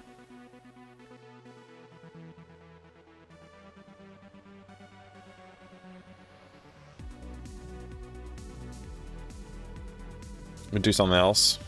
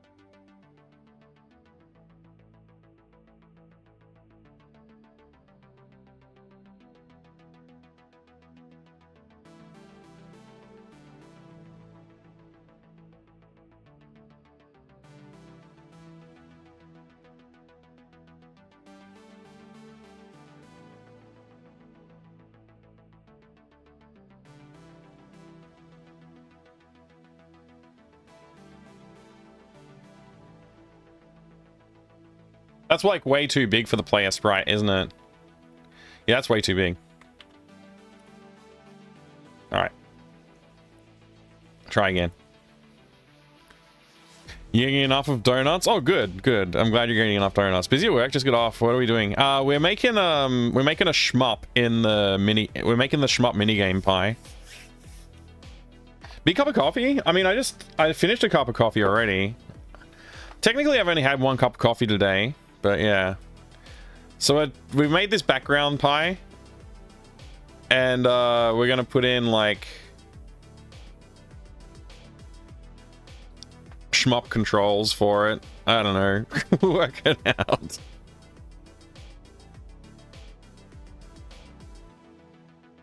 So I gotta put a little ship that you can fly around and control in this screen.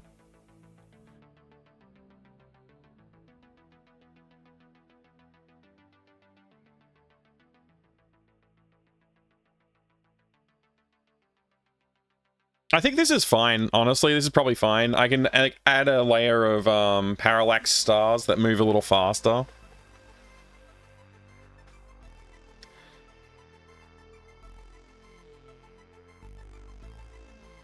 Koala.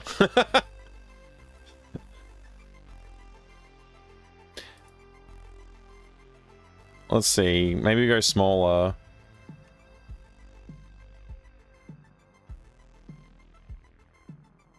Try and get a silhouette going first. How about that? Cool silhouette of a...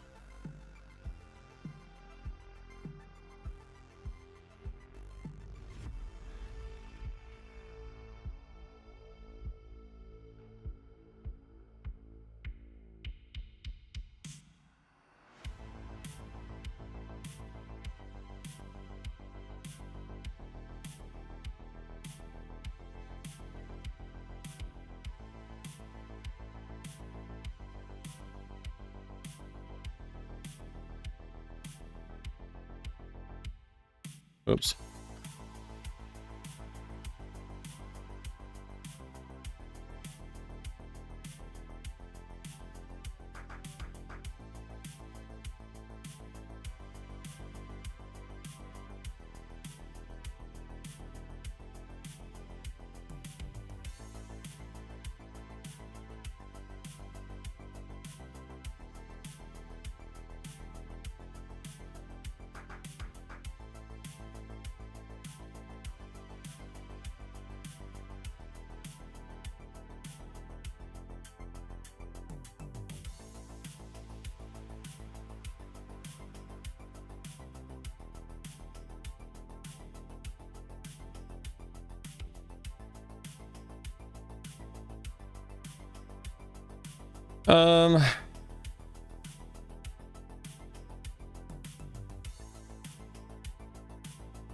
What?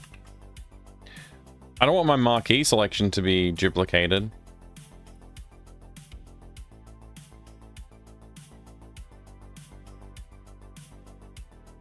Okay, whatever.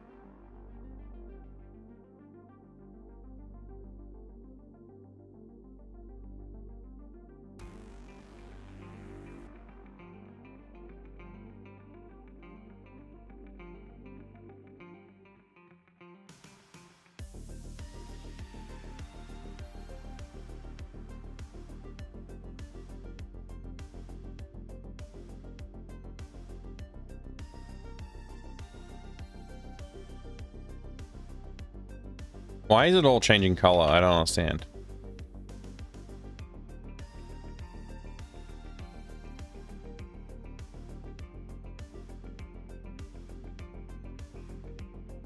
Cool.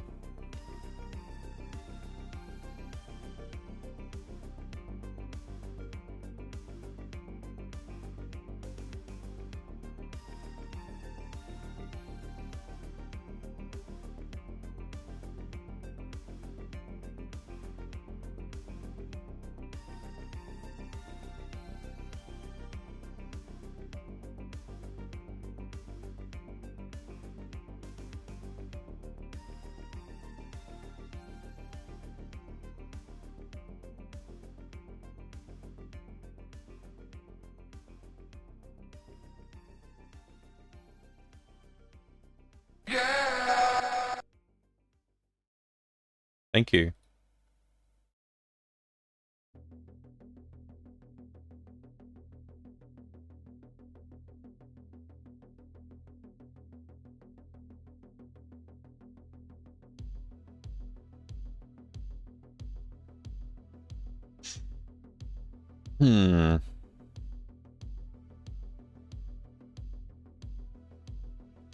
Hi, Too Dope.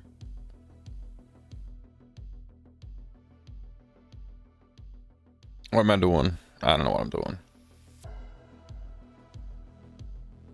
You're doing very well. Thank you.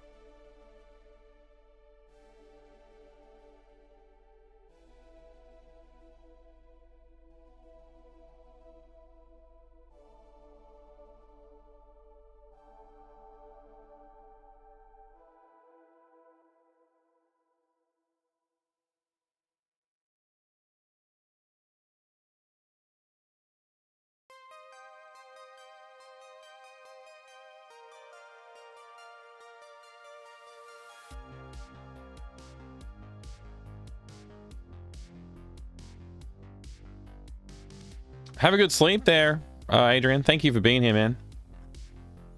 Yes, Master Gregor. Going for Raptor-esque ship? I don't know. I'm just sort of like winging it at the moment, pun intended.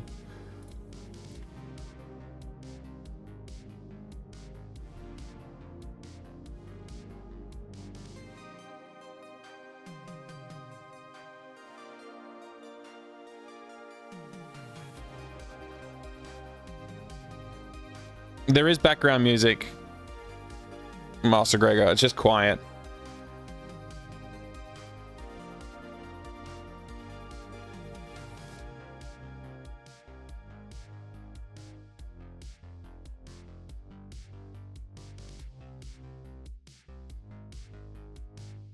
Yeah, I have it on very quietly because, like, I'm just working.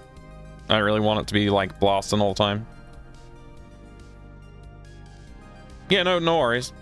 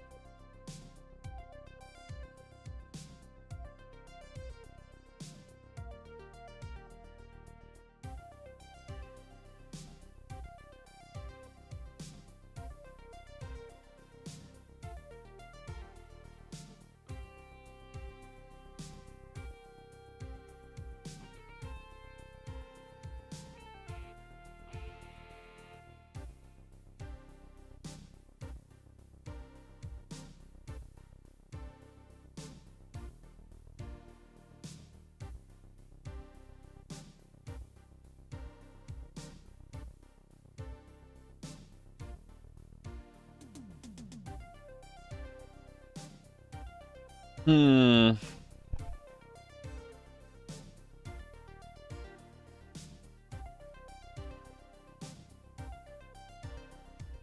Maybe I should look at some raptor images just to get some more inspiration for how to draw this guy. Because I don't feel like very good about this design right now. It feels pretty bad. I think the cockpit's too far forward for one thing.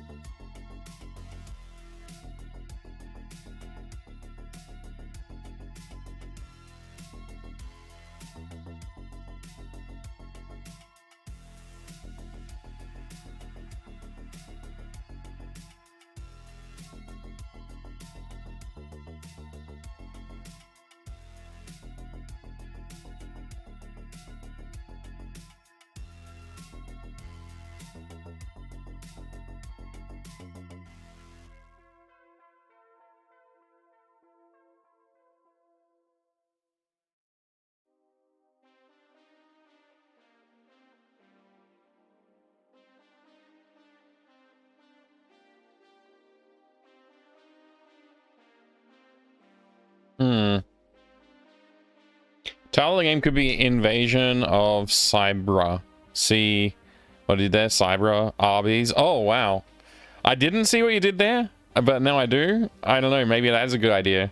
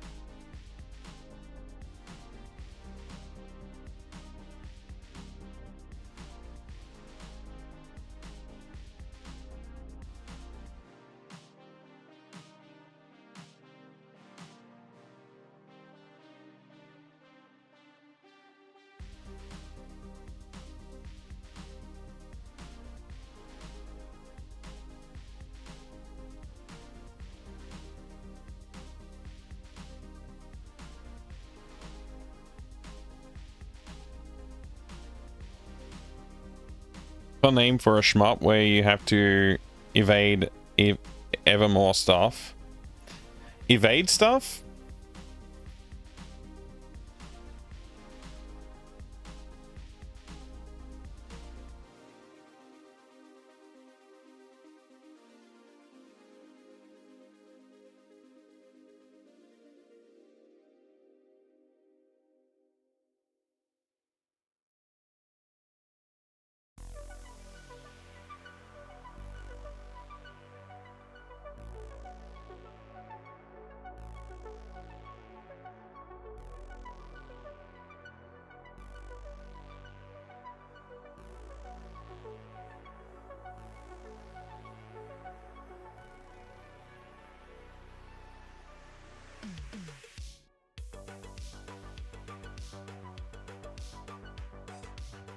Maybe I'll look up some reference images of what am I thinking of?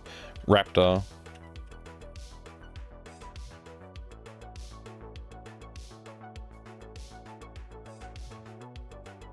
Maybe I'll just take a look at what, because I feel like the shape is not cool. I feel like I haven't nailed a cool design yet. Okay, this cockpit's much further forward. Yeah, I don't know if I like that design though. I mean, it is kind of cool with the like little wing at the front there, like this. It's pretty cool.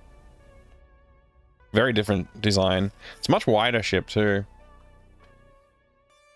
There's some other ideas. Maybe this could be an enemy.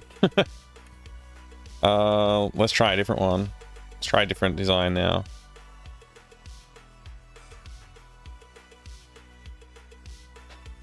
I do like the idea of like two jets on the back. Actually, is there like a sprite sheet I can look at?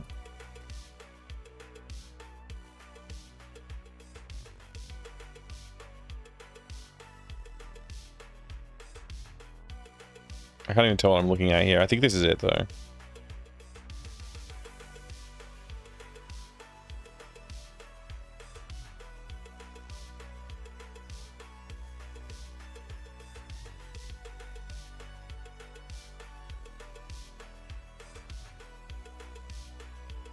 I don't see the player ship here.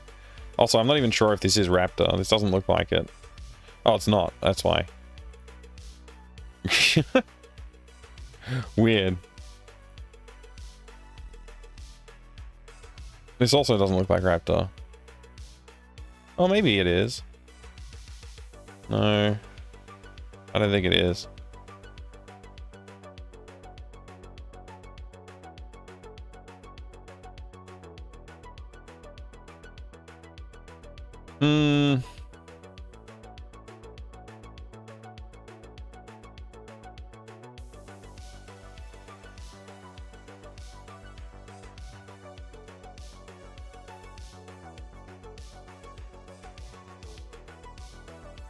I'll just look at this image for a minute. It's close enough.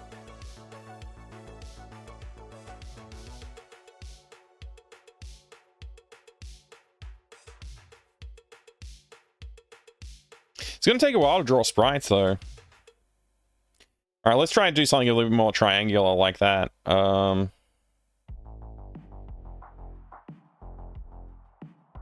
Genuinely, I'm not sure.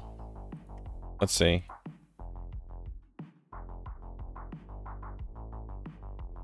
How big should the fuselage be? Something like that. We'll do something with like twin things at the back there, whatever they're called. Jets. Maybe make this have like a little bit like the air intake would be like there if it was a jet. A bit pointier on the front. And then from here we just have the wings come out.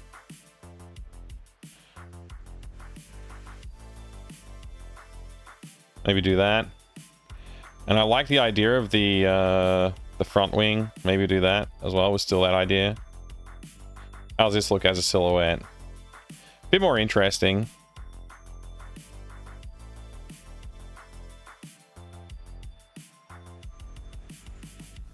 I think maybe the wings are too big.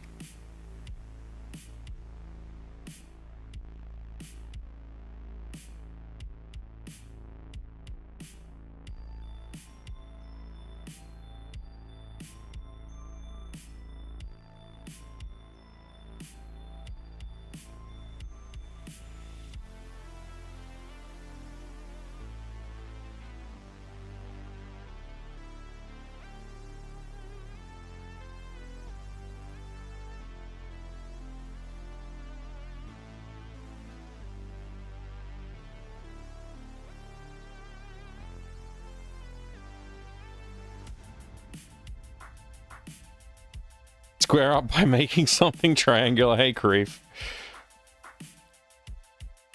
Roast beef.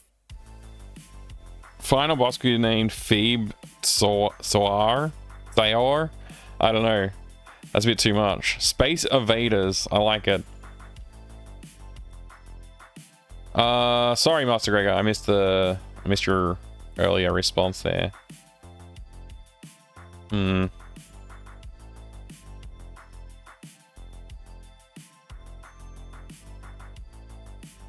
I don't know. This shape also isn't doing it for me. Still, could be an enemy.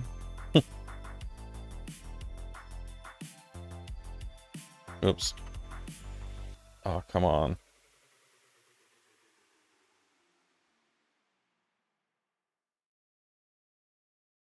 I might give up soon. You know, food and whatnot.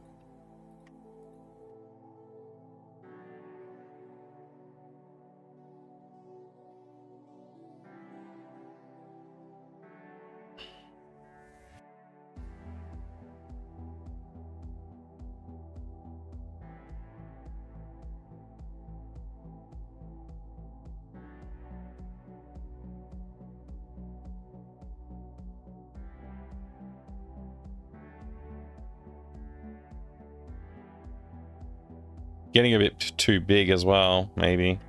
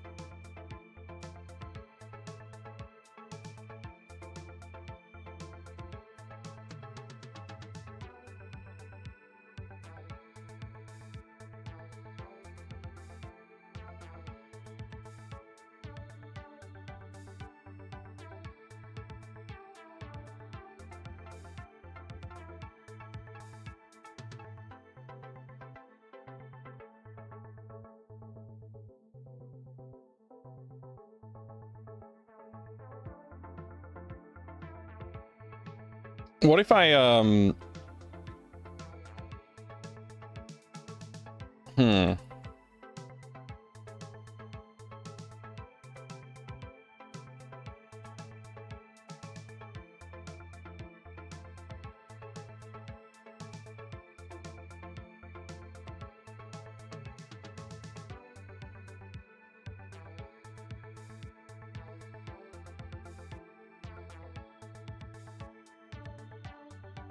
what if I had like a for each, maybe I have parts of the jet that you can upgrade, and so it's like you can, like if you put like a more armored version of it on, it like gets bigger and like heavier jets, more powerful jets, so you can maneuver faster. More armored fuselage, that kind of stuff. Maybe that would be a cool thing to do.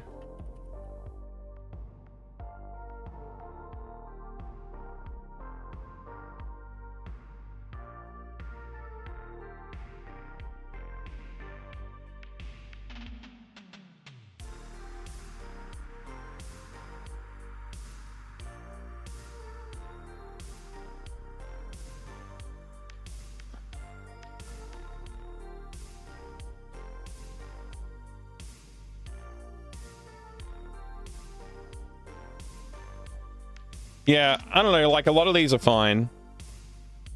A lot of these would be fine to use. Maybe I just keep working on this one. Try and make it look nicer. Spend some time on it. Maybe like work on some variations of it.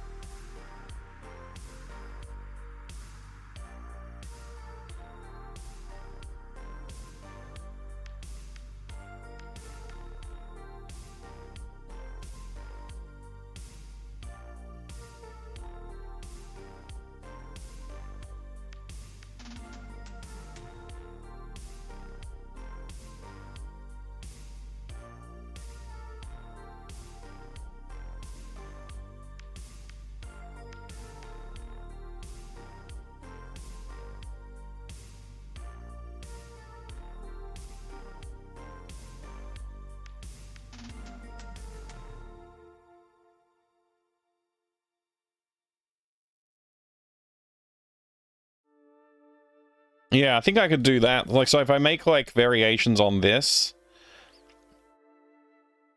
and have it like yeah,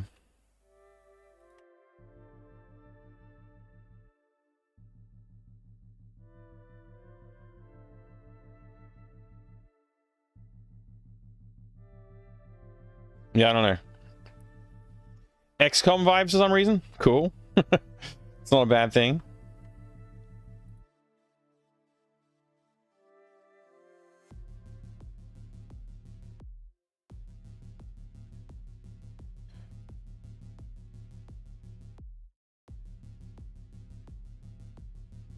Yeah, like if we had like different variations on the parts, then the player can like go through, because like the goal here is not just to have a shmup, but like we want to make a puzzle out of it too, right?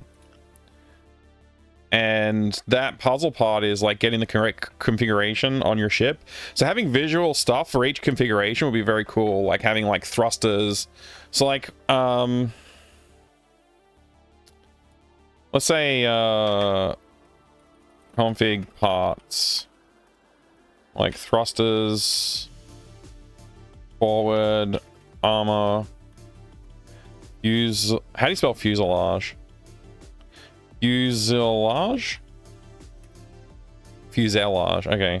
Armor, wing type, weapon, like primary weapon, secondary, whoops. I know how to type. So like thrusters would be like small, medium, large maybe, and then like forward armor would be like heavy, medium, and light. Same with this. Wing type is like forward, backward, and neutral. Primary weapon is like ballistic, energy, and beam, or something like that. And secondary weapon is like bomb, nova, and I don't know, just something else.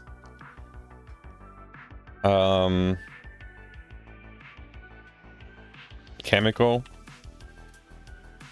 There you go. So if we draw all the variations on the ship, and then like, you know,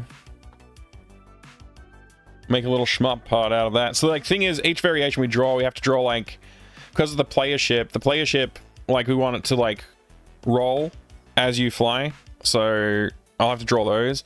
What I might actually do is 3D model it, maybe. I'm not sure about this. Maybe I'll do a low poly 3D model just to get like the lighting and all of that sort of stuff done, and the shapes done. And then we can just like go over it with pixel art and clean it up. That could be one way to deal with it.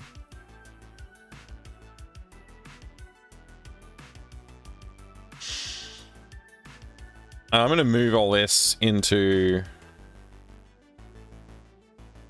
here.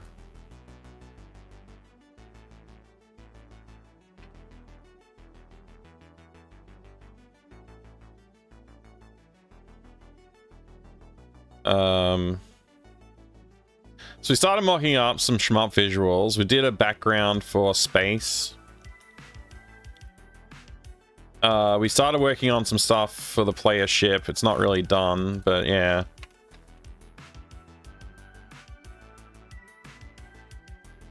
I feel like I've hardly done anything today. I feel like I've wasted a lot of time somehow. I don't know where the time went. But yeah, this wasn't a very productive day, it feels like. I mean, I guess it's only been 2.5 hours. It's only been 2.5 hours, and I probably talked for too long at the start as well, so it's fine. Like technically, like we have like the start of something ready, so that's good.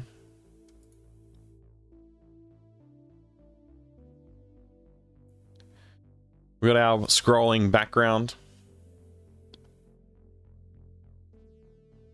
and you can imagine like it might not scroll this fast. It might scroll like half this speed, and then it also we might do something like putting enemies, as enemy waves come in, like maybe the background stops scrolling for certain enemy waves and you just have to like shoot some dudes while they like move around a little bit. I don't want to like overcomplicate the movement of the enemy ships or anything like that. I'll probably do some kind of parallax. Yeah, Master Greg, I'll probably put in some like just like rendering some pixels on another, like, you know, over the top of this background that move a bit faster or slower. Probably faster makes more sense. Yeah. And then it's like, yeah, it's automatically sort of like ends at the end at the moment. So that's just like a proof of concept. It's not even really a proof of concept. It's just like placeholder, really. But it's there, so we did some stuff. Like we're slowly making our way towards this being a thing. Also, I need to make it so it's like you use the console on the player character rather than instant use. But for now, that's fine. I'll just save this and yeah. let's just say add scene for game console minigame design layout for minigame, add scrolling PG to minigame screen, so we can like check all these off. That feels a bit nice. I get a bit more done that way.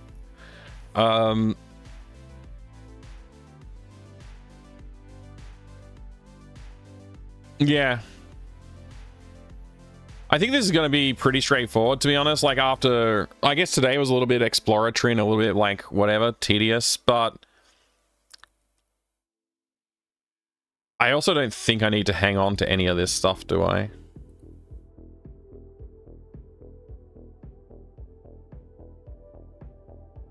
Probably not.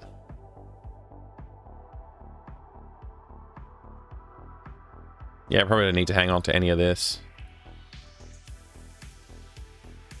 Yeah,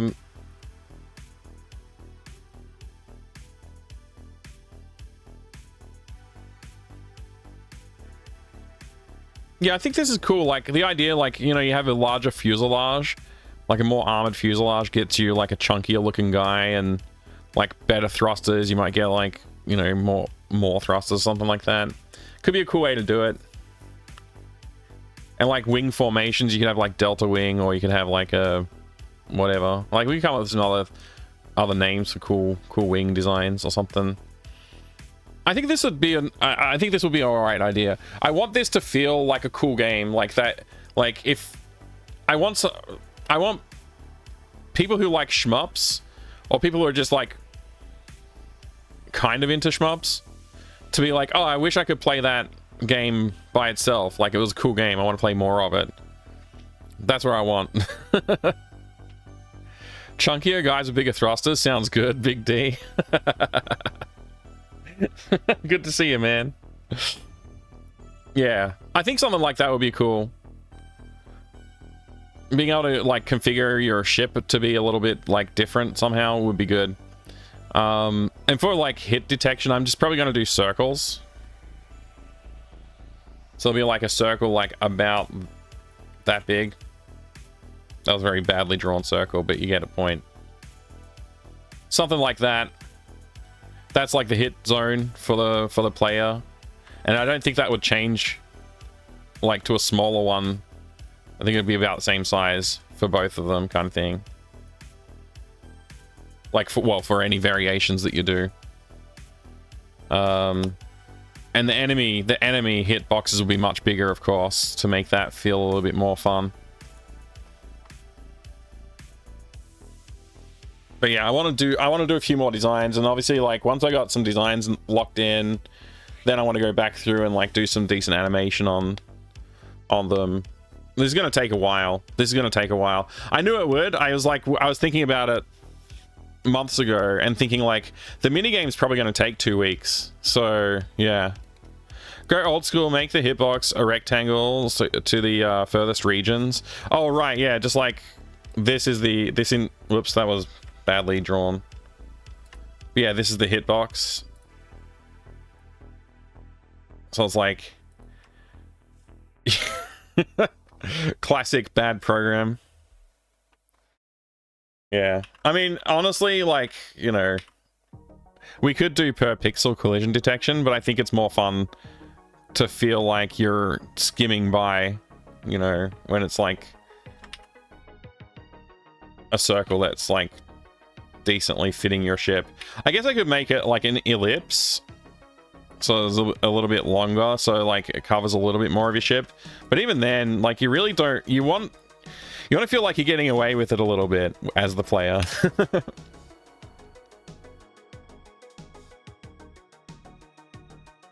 Newer shmups, I feel like my wingtips hit bullets or enemies and I live. Yeah, you should be able to skim by like that, I think. But yeah, like, the goal with the shmup design is to like hint at a bigger game, because it should feel like you're playing like mid game. And also, it should feel like it's like, there's a lot more to be seen. Like, I want people to be tantalized by it. Not that I'm gonna make the full shmup, but I can be like, it'd be nice to hear somebody say like, oh, I wish I could play more of that shmup. That's I want to design it well enough that somebody's like, I want to play more. Yeah. Which might be mean of me, but I kind of want, I just like, it's a good design goal to have, I think. Rather than making a crap arcade game inside of the adventure game, which is what you normally get. It's not, normally they're not very good. They're kind of like an afterthought. And this part of it, with the configuration, when you pick the correct configuration, the game becomes a lot easier. It sends negative review, not enough shmup. Yeah, maybe if I make the shmup too good, then that's what would happen. I get negative reviews. The game should just only be the shmup. But yeah, anyway. Yeah, I don't know. I've only been streaming for a couple of hours, but I started way later than I meant to today, and I don't feel like I got a lot of like time to work on this even more. So yeah, I'll have to do a bunch more work on the design of the ships. I think I'll be on tomorrow for more game dev streaming. I'm not 100% sure about that either. I'm gonna be away on Monday through Wednesday.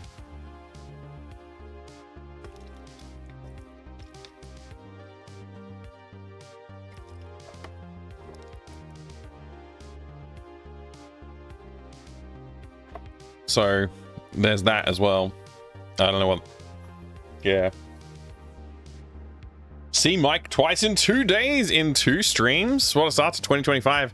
Tell me about it, Big D. It's good to see you, man. I wish I could catch you more often too.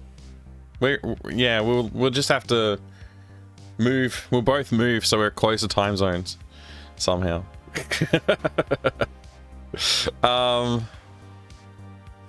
Yeah, I don't know. I'll keep thinking about this. I think what I'll do is I'll actually go and look at some sprites from games like this and Raiden and stuff like that. Oh.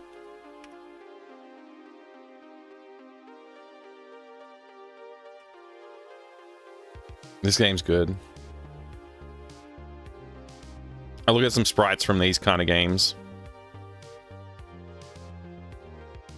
See, these are sick designs. This is like far more modern than the one I played.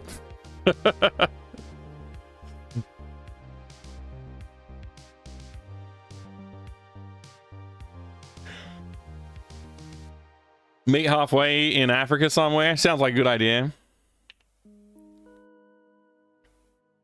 That's the one. Neon Arcades, Raiden. So cool looking. Yeah, I want to do something like that. That's what I want to do. Something like that. Now that I'm looking at it, I want to. Yeah, I'm going to draw a few more designs. The thing is, like, the stuff we did today is not a waste of time because we can, at worst, we can just use them as like enemy sprite bases, but we still might be able to use like ideas from them in the final player sprite. Battle Squadron has great sprites.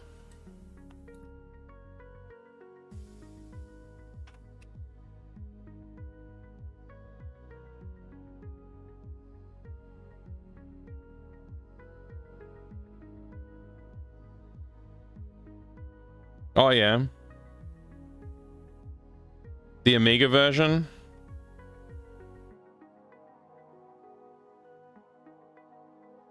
Are these the player ships up here? That looks like they are.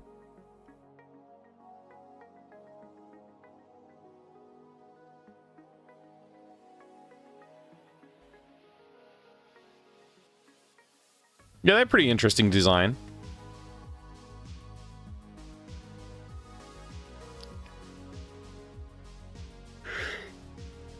Ugh.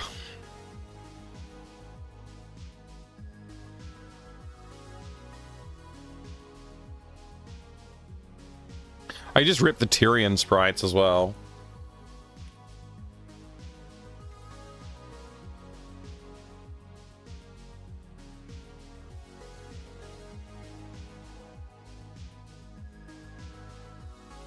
Oh, it's downloaded, that one.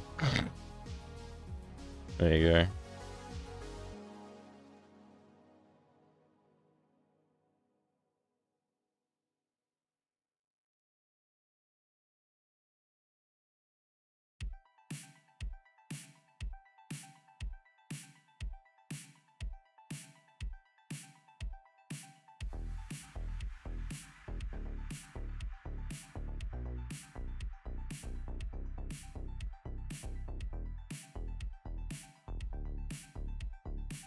Made a Tyrion ship emote like Raiden one, but didn't like it though. Oh yeah.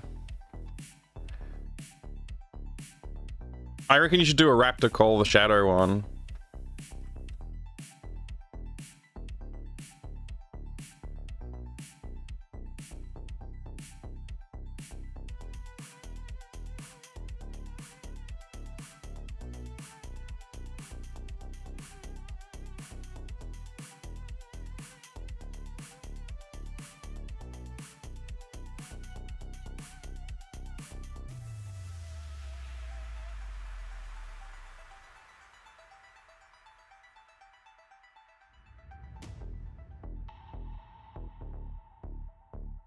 Why have they ripped the backgrounds, it seems, but I can't see any, I can't see the actual ships and stuff. What's up with that?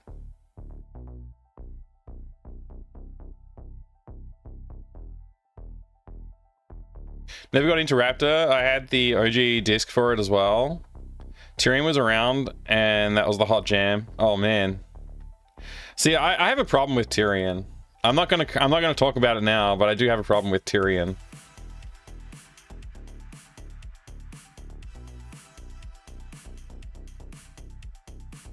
This is not very useful. This is a terrible sprite rip.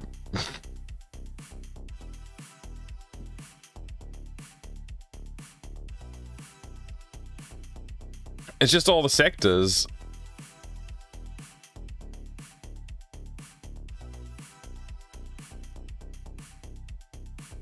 I just want the ships, man.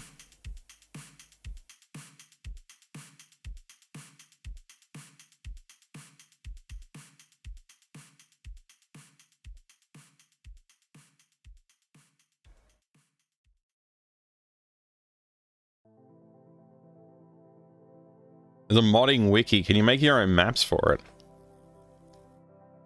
Not editable. What? Doesn't seem very moddable.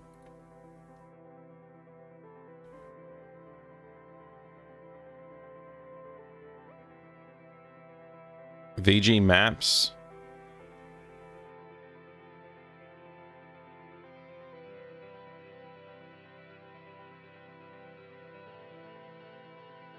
Oh well.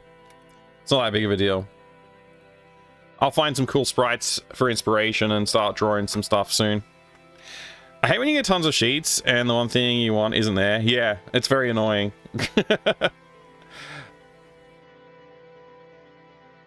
Maybe I should play a shmup.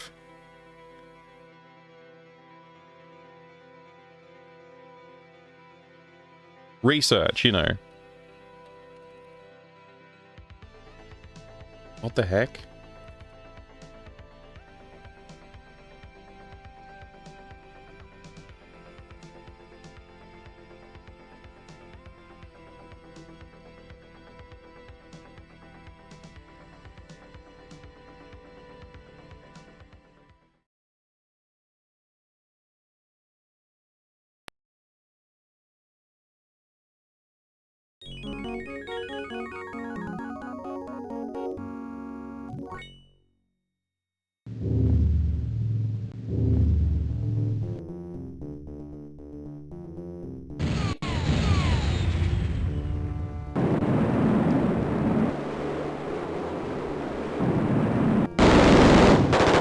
That's loud.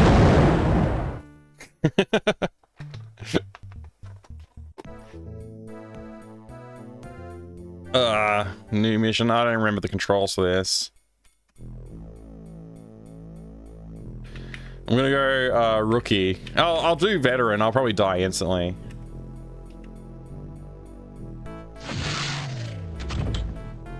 I don't know what any of this means.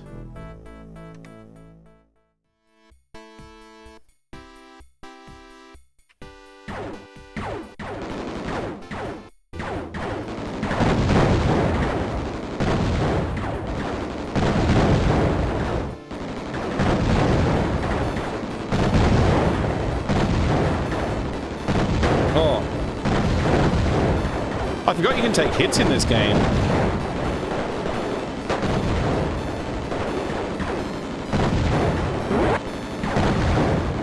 Oh.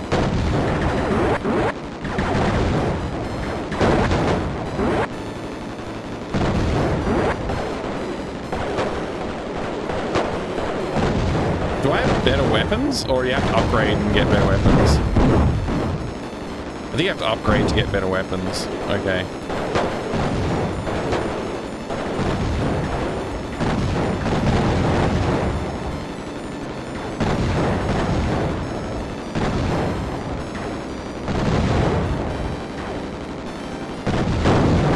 Oh no.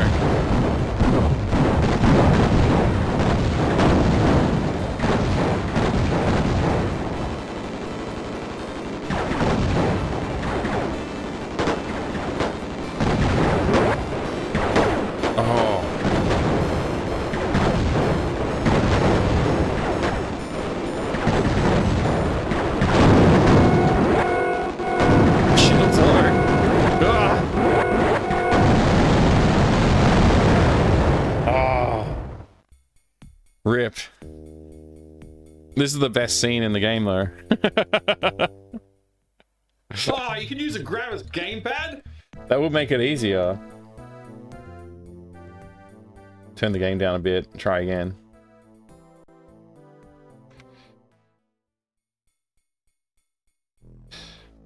Choren Shah going is unofficial Sharp 68,000 game, but amazing. The author also updated last year and ported to Windows. Oh, nice. That's cool. Brain's melting. I'm trying to compute 3D objective torus by code, meaning to calculate all vertices and then build polystructure of the vertices that defines all the surfaces, and then finally calculate the normal vectors for lighting. Oh, okay.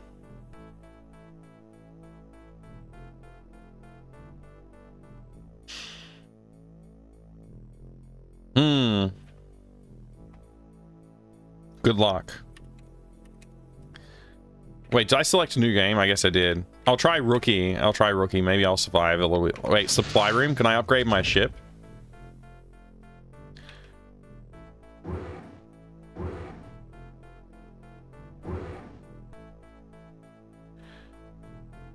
I don't have that much.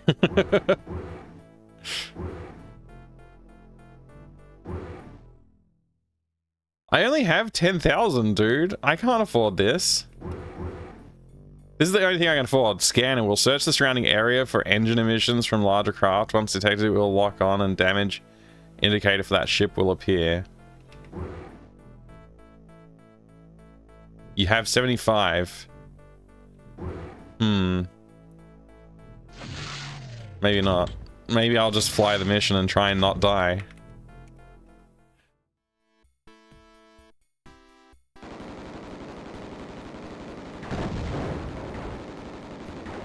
Oh.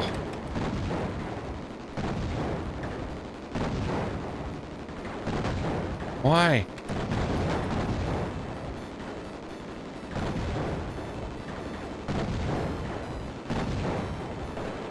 Oh, aggressive.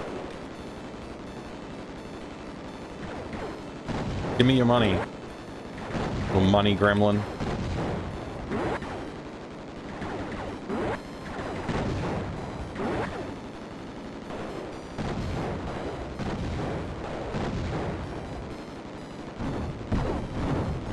Whoa! Where'd that bullet come from? I didn't even see.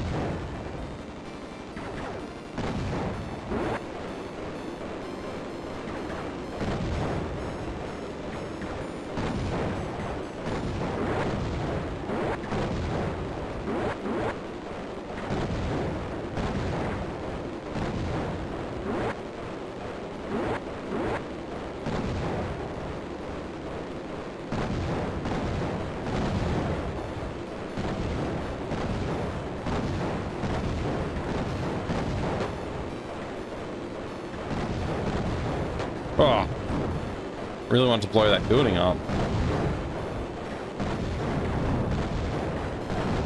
Whoa.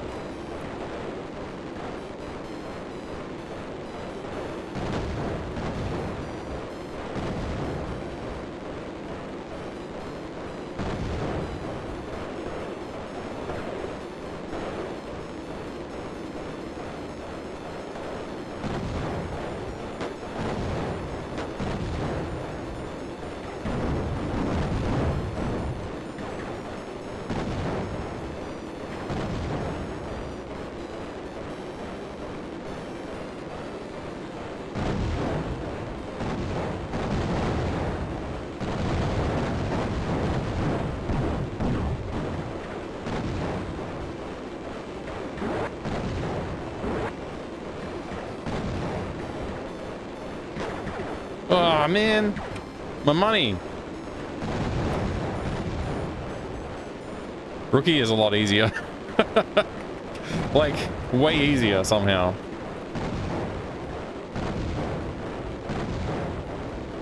I'll still probably lose, but hey.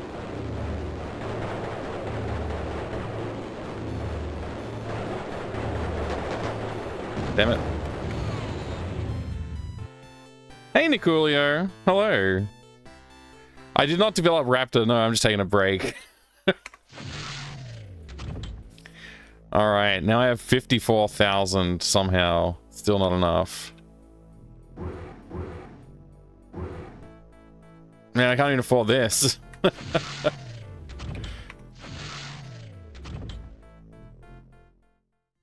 I didn't heal my ship either.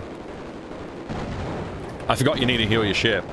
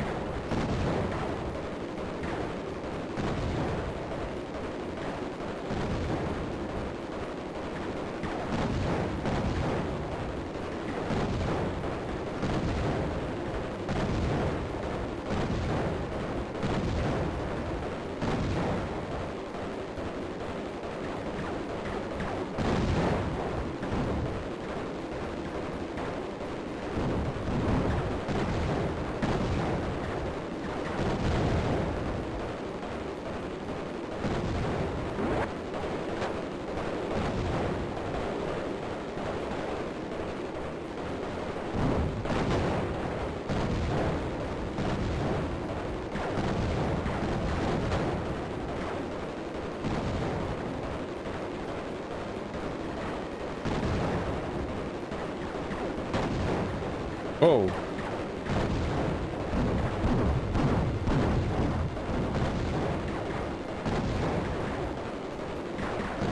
Where's the money come from on this level? Not from these dudes.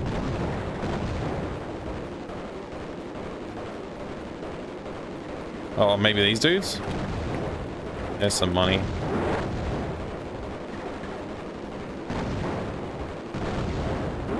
Oh, I missed some money.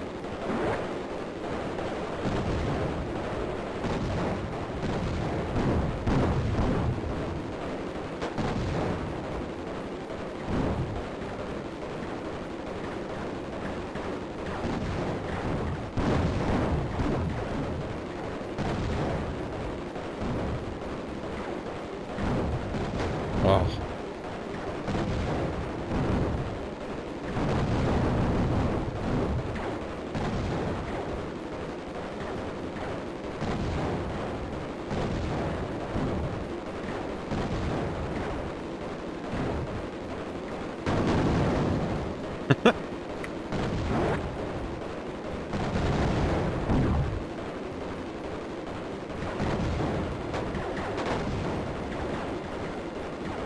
Hmm.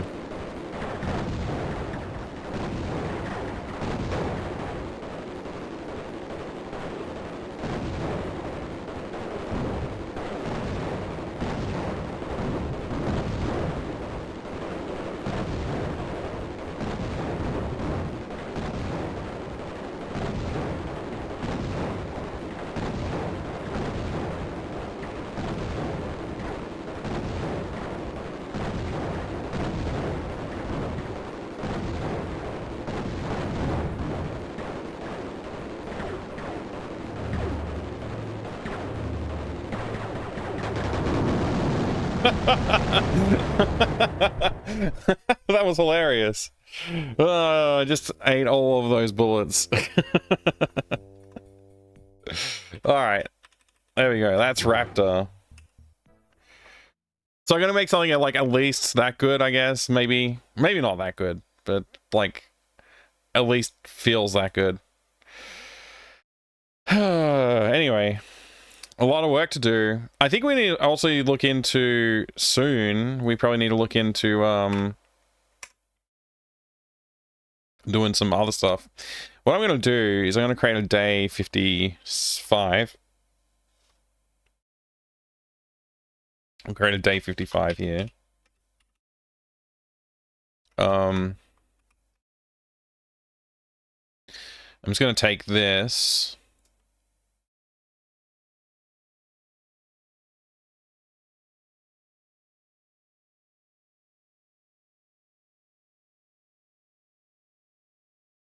And there you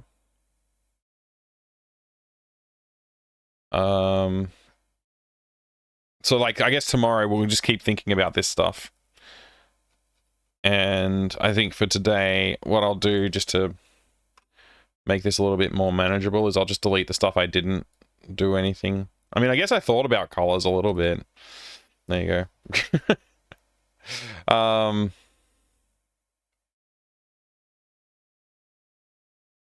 I can delete the stuff I've done. Actually, I'll change this to say, continue to design stuff for this. This is like, realistically, like this is probably like a whole day of just doing like fiddling around with designs until I land on something I like. And then another probably day of just drawing the sprite rotations and stuff that I need for it, like the rolls. Then I probably need to do...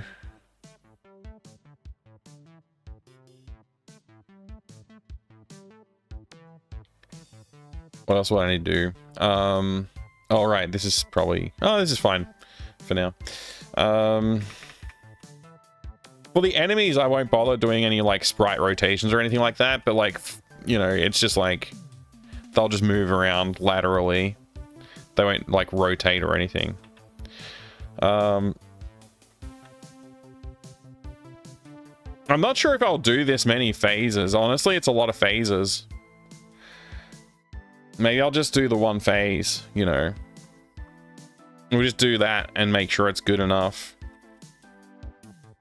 The boss design will be interesting, though. Like, I kind of want that to be cool.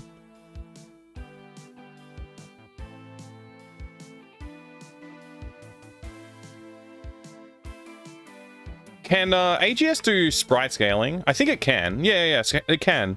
So I could, like, sprite scale the player ship down onto the surface of the planet. And make that look cool. Like, you know, at least at the end of the level when you succeed. When you defeat the boss, you can get to the next level then.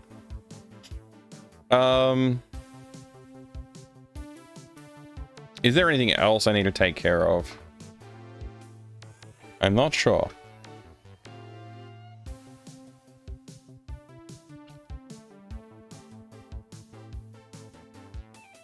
That's probably enough for now.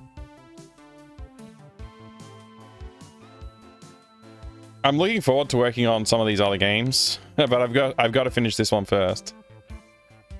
So we're gonna make our minigame for this. We got to do the stealth minigame, and we got to do the other background. So like, there's a chance tomorrow I'll just wake up and be like, you know what, I don't want to work on the shmup today. I'll work on something else. If that happens, I'll be focusing on, most likely I'll be focusing on the what's it called?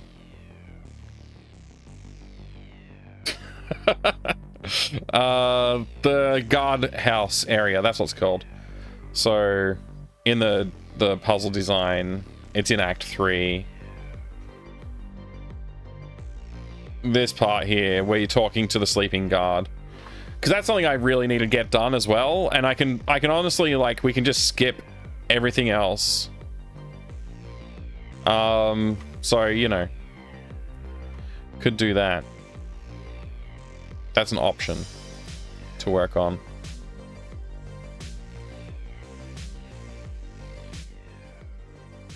Another option actually is also just tidying it up so that we could well,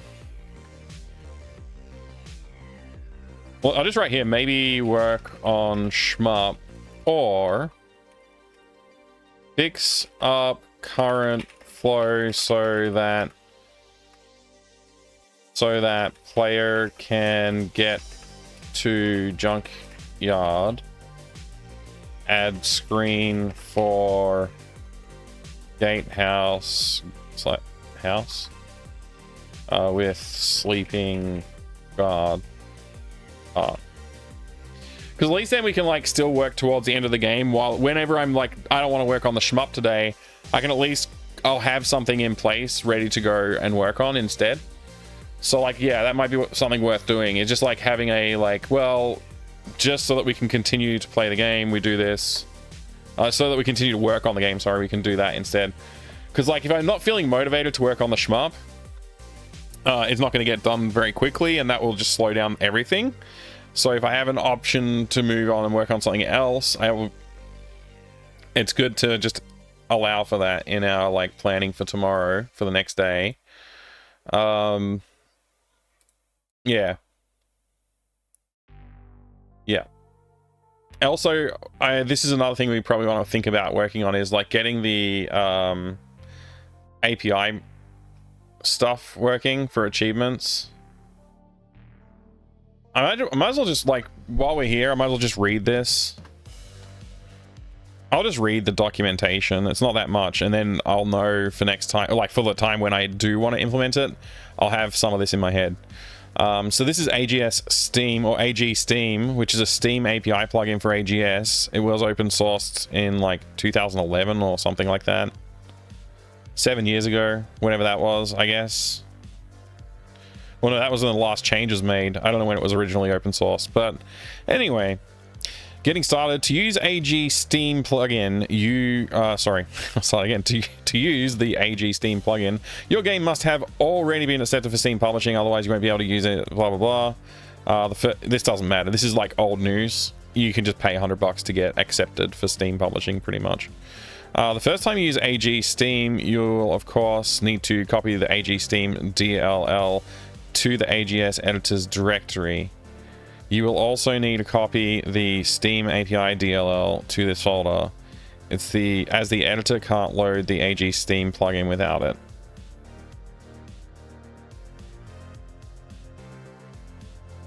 Yeah, okay. You will only need to repeat this step if upgrading AG Steam plugin or AGS editor. Okay. Or reinstalling it or something. AGS editor, you can now add AG Steam plugin to your game.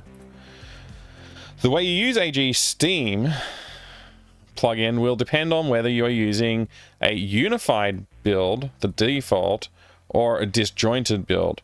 You should know this based on which version you downloaded, but an easy way to check is to type AGS into a script file and see where the AGS2 client or AG Steam autocompletes.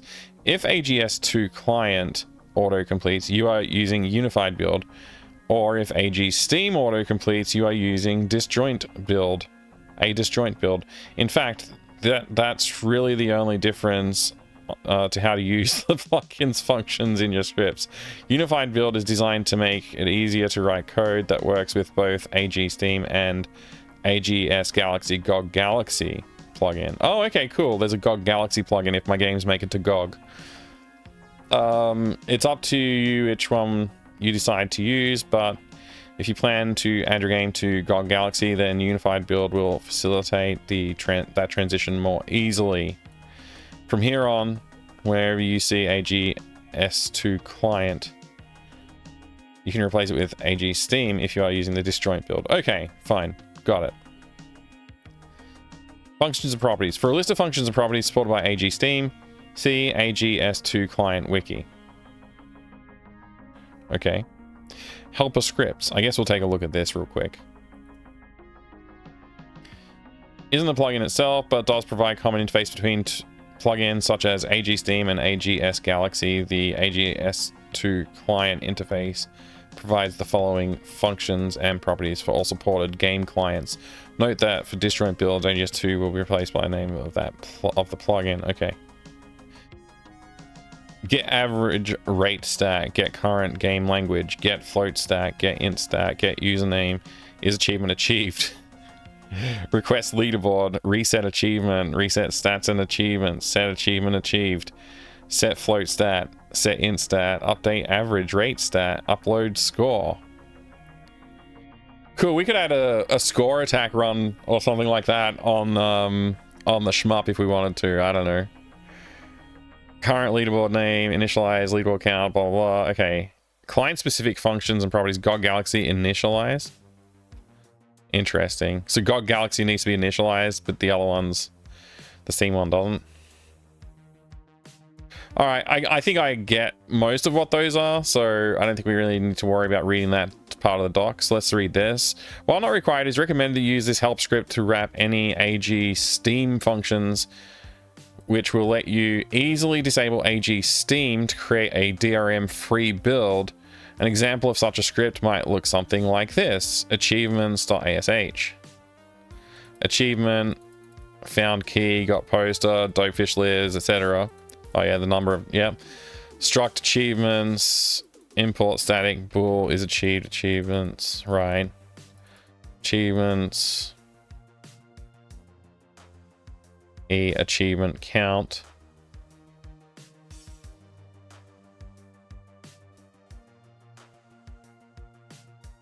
All right, so the names of the achievements and then initializing them. Set the achievement API names used by Steam. Yeah. Achievements is achieved.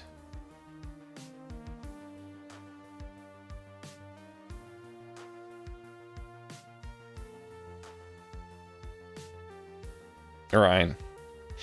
Was the implementation of that.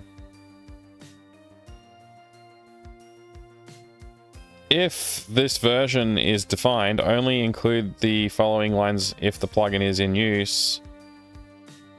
Return AGS2 client is achievement achieved. The name of the achievement. Otherwise return false. Right.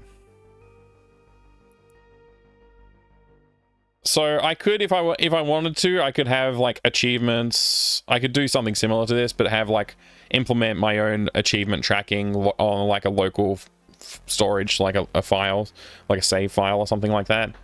And that way you could like still have achievements in the game, even though you're not connected to Steam or whatever else might be out there. This seems fine. This doesn't seem that complicated, honestly. The only thing is like just getting the files, I guess, which it looks like it's all here. It's just C++ files. The entire thing looks pretty small, honestly.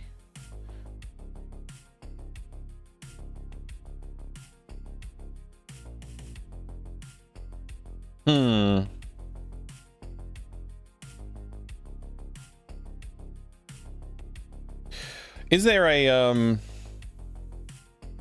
release? There's a release here, I guess, so could just download the releases as well. Thank you for the follow. Thanks very much. I have anonymous follows on the channel, so feel free to lurk if you want, or jump in the chat and say hello.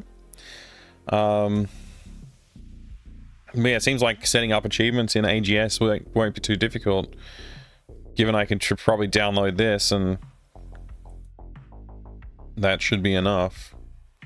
Let me have a look at what comes in this distribution. Yeah, it's just got 3 DLLs in there. Steam API and AG Steam. I guess there's like something else around. I guess, I don't know, maybe this person also has GOG Galaxy one.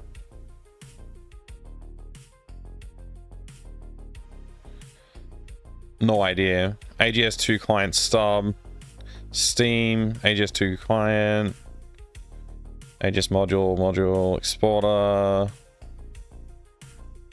Engine library, 2 client demo.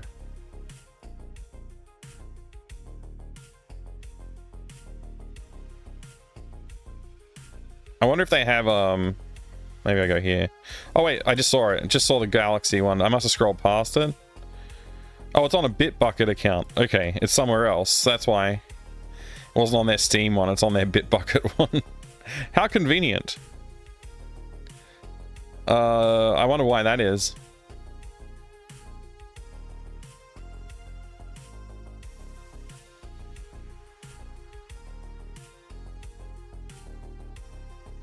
Yeah.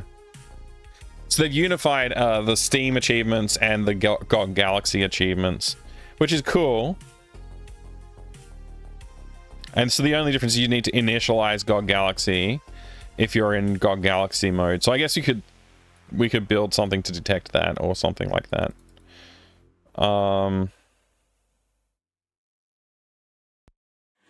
You also check if an achievement is set using is achievement achieved. Yeah. Additional features will be added at a later time. I mean, it's great that I don't have to go and implement my own if I don't want to. But it's good to know, like, it's good to know that it's here. It's also good to know that it seems to be, like, I can probably... I've never built an AGS plugin before, so that was something I didn't really want to have to do if I go and do a Steam build. But if I'm going to do a Steam build, and then this is going to make it life easy just using this, then I can go back and add achievements to all the games as well, which would be cool. Cool to add achievements for everything. Okay, cool. I've answered that. So that's something else that we could put on the to-do list.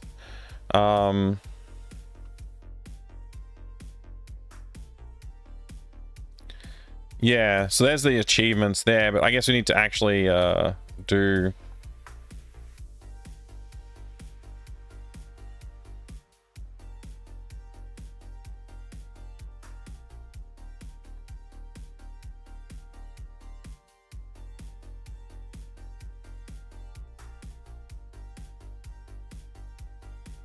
So we'll look into that. Obviously, like, achievements won't work in browser mode or something like that, but maybe we can use some other API, like, to implement achievements. I think itch.io has achievements, maybe.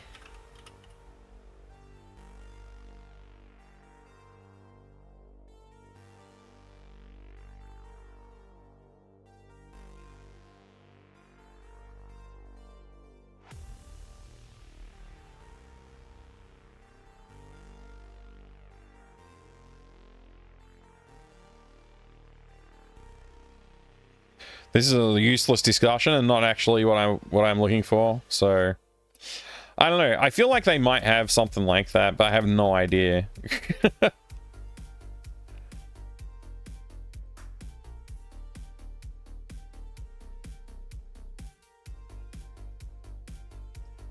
What if I do itch.io APIs?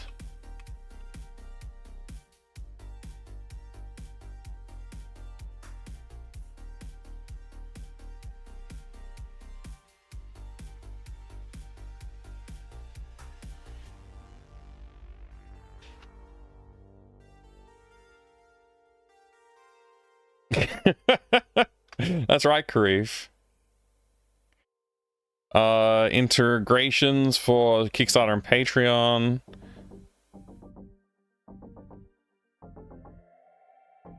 App guide, I don't know what that means. API overview, OAuth, server side. Sub products. What's sub products? I didn't see that when I scrolled through here.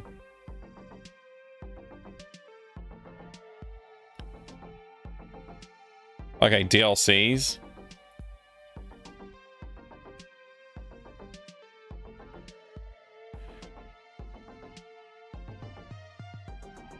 Query information about your games. Okay. That's probably not useful. I mean, it could be useful for triggering events when somebody buys the game or something like that, I guess. When somebody pays for my game while I'm streaming, I can have it do a little celebration. Gives you the ability to embed a game purchase button into an existing web page. Yeah, this is not, yeah. Yeah, that's not it either. What's the app guide?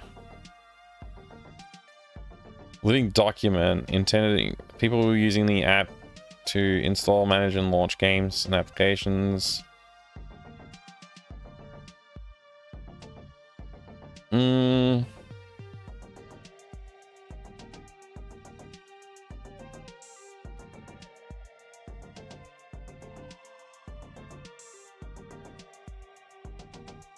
Yeah.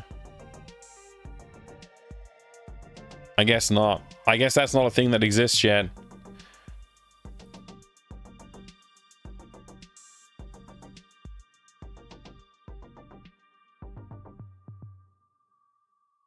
All right, that's fine. I just wanted to check that. I've wasted too much time already.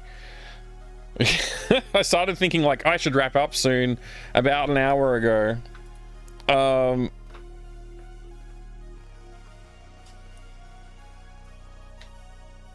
Good. I'm glad we're at where we're at. We got to finish this game quickly, so tomorrow I'll like try and get on a bit earlier. I was on late today because I was expecting a phone call that didn't end up coming through. So I'll try and get on earlier tomorrow and just crack on, get it done, get this shmup stuff, like at least something like stupid done and playable, and then we can like come back to it later on and make it good. But like, just we gotta get through the game. The game is so close, it's tantalizingly close to done, and I'm annoyed that it's not done yet. So the sooner it's done, the better, basically. Then we can move on and do some actual different programming. After this is done, we can move away from AGS and play around with doing some other stuff.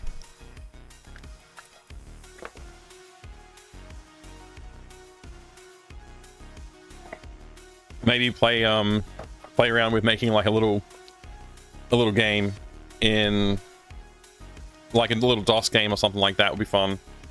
I want to just like do something different, you know, change it up a little bit. I did adventure games almost all last year, and I want to finish this one off and then do something a little bit different. It'll still be fun stuff, still probably do similar sort of stuff, but yeah. Anyway, that's enough from me. Trying to think if there's anything else I need to talk about while I go. Probably not. I'll probably be back online within the next hour or so on the main channel doing some gaming. We'll be playing... I guess I'll be playing Police Quest 1. I started playing that on Wednesday, so should be back for that. You're welcome, Karif. I appreciate you being here too. Thank you. You could get a Tim Tam. I don't have any Tim Tams in the house, Master Gregor, but maybe I will. I do feel kind of tired. Maybe I should get a Tim Tam. Give me a little energy boost. Stockwooded, catch you around. Thanks so much for being here. Thanks, Big D. Good to see you, man. Of course, if I see you over on the other channel, I'll be playing Police Quest. It'll be fun to hang out there as well, everybody. I would raid over there and just start streaming right now, except I think I need a break. I am pretty tired. I wasn't tired earlier. It's like probably like an hour or two ago. I didn't feel that tired. Right now I do though, so we'll see how we go. Don't get yourself down. It may look like less than you expected. What?